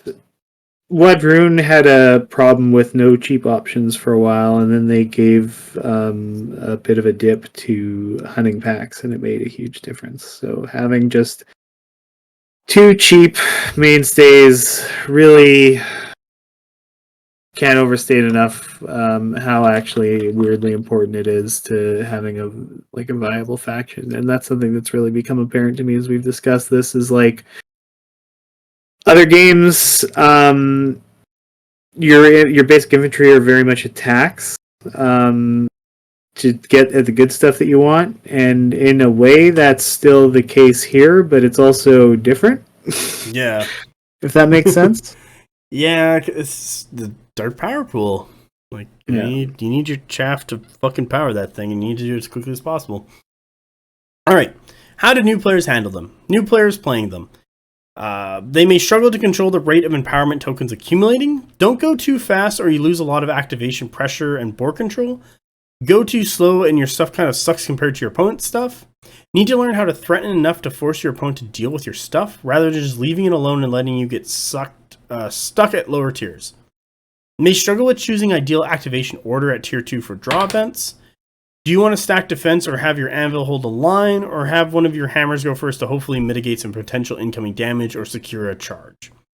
Do well at killing things, but need to learn when not to leave objectives to keep score or when to leave objectives to kill and push further up the table, since Old Dominion is especially prone to struggling on scenario play.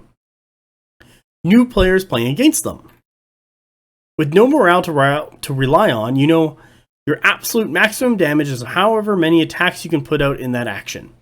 Need to use more range against them because holy shit does that add up. Terrifying is annoying, but a good character in a 3 to 4 stand regiment will usually make it to a minimal issue. Yeah. Yeah. All makes sense. How do experienced players handle them? Old Dominion is typically out-activated, and the need for our things to die becomes usable, only further widens the gap. Also comes into play with kill points, where losing our stuff gives an opponent an advantage on killing scenarios, when an advantage on and then an advantage on objective scoring. Experienced players will be able to exploit this. Good positioning and aggressive play can let them keep Old Dominion pushed back on their half of the table, gives you time to load up on objectives, further delays them getting to your objectives. Positioning slightly in front of your objectives means they are generally need to waste a turn or two charging in, clashing, and not be able to walk on that turn to score. A few good range elements can do some work on whittling down Old Dominion before they can get into the threat range. Since most of their army is quite slow and we have limited means to counter it, Curatids are expensive with a low attack volume, and Curies can't have a character in them and have an aggressively short range of 12 inches. Get the charge off first. Old Dominion can't inspire as an action, so getting charged first means most of our stuff is swinging back at Clash 2, on top of having just taken some wounds or losing a stand or two. Actually, I want to talk about that, because I totally forgot to miss this. When an Old Dominion regiment does charge, they still benefit from Inspired because they charged. Did you know that? I actually didn't. Yeah, because you kill all their shit before they get to you. Quite often. Yeah, so Old Dominion players want to be charging because it's the only instance they're going to gain Inspired. Oh yeah, I did know that, actually. Yeah. I'm running full shit. And they don't really want to get into protracted fights until they're tier 3, because then they're always inspired. So, you know, if you get into melee with them first, they can't inspire, and it just makes them worse because I'm sure them are Clash fucking 2. You hate to see it. Yeah. Well, I don't. No, this is just all the problems with Old Dominion. Like, we're putting it out there. Like, here's all the different issues. Here's how they interact with each other. Here's how they affect one another. Why does this suck? And, you know, there's going to be bits of us saying, oh, you could do this to fix it, blah, blah, blah, blah. It's like, yeah, but you don't know what needs to be fixed until you really dig into it and deep dive into it. Yeah. So how do you play them? Aim for 8 to 10 activations depending on how elite you go. Typically 2 characters, 3 if I want to try something experimental with a little something for each warband. Use MSUs of Legionnaires' screen. Try to tie up enemy lines. Use an Opto for Vanguard to push the reinforcement lines and get on scoring zones. I believe the Opto is an officer, which just gives them Vanguard. I think I looked at it briefly when we were talking about Legionnaires like an hour or so ago. Generally, I want to bring at least one of the priests for either support, Archimandrate, or a token battery, Hero Deacon. Hero Deacon on the table turn 2. Hero Deacon on the table turn 2 if able to start generating tokens via spellcasting. To reduce the number of stands I need to have, Dial gives access to higher defense. Reduce the number of stands I need to have Dial. What the fuck? It's just this line just disintegrated into nothing. Okay, I need to have Dial gives access to highly defensive canifers and long-range anti-armor curatids.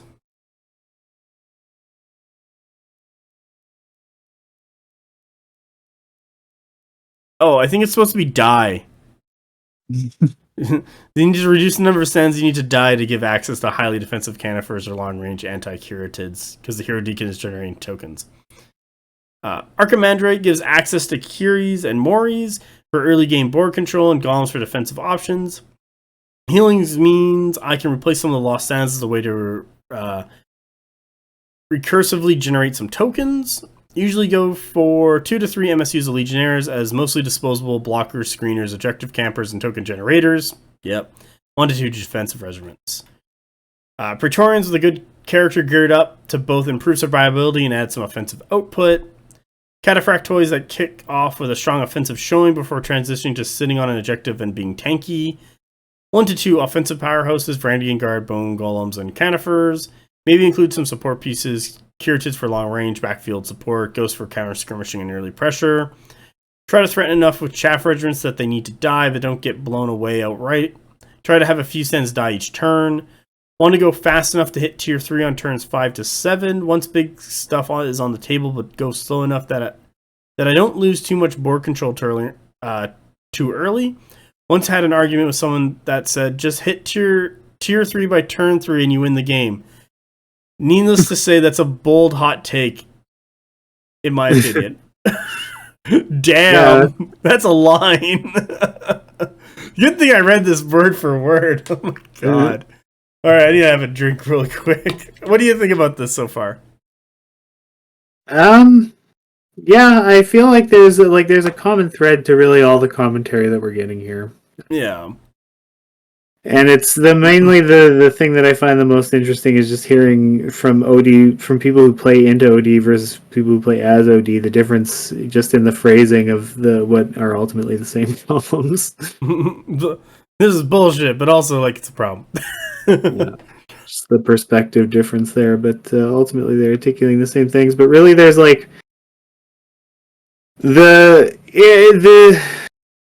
it's they're a faction that feels bad to play into until you have some conquest games under your belt, and then they are the exact opposite. And I mean, I'm just saying the same thing everybody else is, but I think that's a very salient point. There's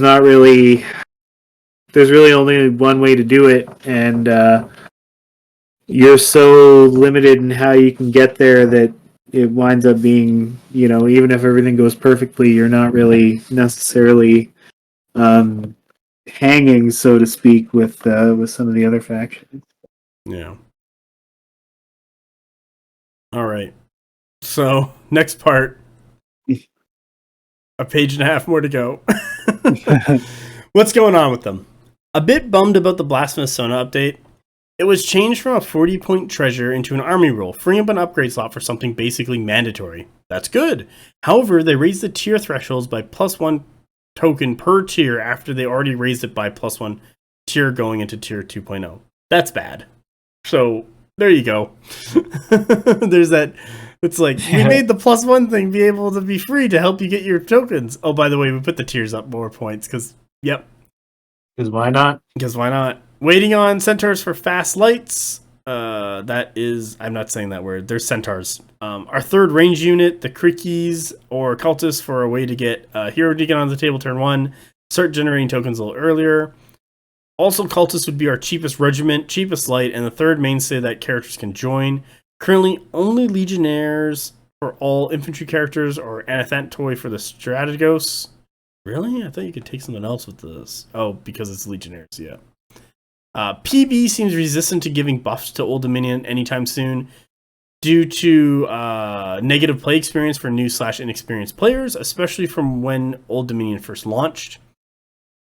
On a personal note, not exactly backed by any real data, admittedly, I feel they have been eating a lot of nerfs in the past year. Tier threshold now up by 2 per tier from release, +1 for 2.0 and +1 from Blasphemous Sona. Changes to Soma now require the Warlord on the table to start getting effect on the following turn. Paired with the increasing tier requirements, you either rush your Warlord to the table to start generating tokens next turn, or you effectively eat 2 penalties to tiers needing more tokens, and missing out on a token each turn you don't bring a Warlord out, due to it not being safe/an ideal game plan. Bless no longer works for saves against duels, ranged spells, leaving some key defensive models much more open to damage. Tier 4 lost Terrifying +1. Tier 4 requires a whooping 23 tokens to reach it and can only be attained by the Auxiliarch or the Stregos as your Warlord. Memories of Old no longer last until Regiment's next upgrade, creating an issue choosing what to activate first. Activating regiments to buff their defense to acceptable levels, but lose out on an activation to strike first. With a key offensive powerhouse for being balanced around using their Memories of Old. This kind of sucks. The Undead Minotaurs, the Curatids, and Canifers all lost leaders in the regiment profile. Curatives lost deadly blades despite being low attack volume and losing their leader. Legionnaires lost support +1 from Memory of Old. Understandable, it's still a nerf. Undead Minotaurs lost 7 potential attacks as an MSU going into 2.0. Lost Unstoppable, Charge, Leader. Also lost potentially for a 35-point officer that granted an effective Fury +2 on successful charges. Curies lost 1 Barrage and were dropped down to range 12, one of the shortest in the game. They were almost usable in 2.0, but were saved by Insanity going back up to Attunement 3, had been dropped to 2, and getting loose formation. They had lost a Skurin going into 2.0. So they did roll back some of these nerfs, but it's still like, Yeah. Hero Deacon's offensive spell gained scaling. No other offensive spells in the games did. Archimandrite's offensive spell, Unholy Blasphemous, AP1, lost 2 inches of range. Redwag's, lol. Tempered Sorcerer gained 2 inches on the Fireball, AP2 not scaling. And Concussion went up to Attunement 4, not scaling. Yeah, this is just like... maybe Parabellum loves Dwag more than everyone else. Armor of Living Saint Treasure is kind of broken with the Blessed nerf, as it is a dueling armor, Quicksilver plus Blessed, and now you can't use Blessed in duels. Cuirass of Hazel's Shadow went from being an armor that granted obscuring to the character regiment plus a bubble around it, to being +1 evasion, max of 3. Ooh, that is a huge change in nerf. Holy shit. Because you used to give obscuring to the regiment the character was in, and then a bubble around. Wow, that would have been really good and help out with the range problems Old Dominion is currently having. Yeah. Only 1 regiment can get to evasion 3. Hashins, who aren't out yet, are one of the 2 living regiments, can't generate tokens on death, and can't be taken by the characters whose warband they come in, need to have a Ziliarch or Strategos seek new escort into them for the evasion 3. Jesus. So, a ton of fucking work for probably not worth it. Yeah. All other regiments get up to evasion 2 for 30 points. This doubles down on the range weakness. Yep. Aura of Death losing morale tests helps streamline the game and reduce negative play experience, mainly for new players, but Aura of Death was also meant to be offset for the fact that we spent half the game swinging away at Clash 2 with no inspiration once in combat. Getting +1 to Golems, Moris, and 2 upgrades isn't that great of a trade-off. Yep. Valid. That's the 5 fucking pages. And I'm closing that right now because my eyeballs are starting to hurt. That's fair. That was a lot of fucking nerfs. Holy shit. Yeah, that somebody has the memories of old themselves. Yeah. They're like, show me on the Dwag Tempered Sorcerer or Old Dominion bad touched you. And they're like, everywhere. And they're like, here, take this gun.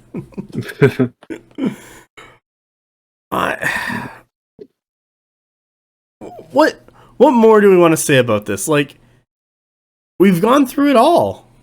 Yeah. I mean, I think the issues are pretty much, right there. Dark Power Pool tier being too high.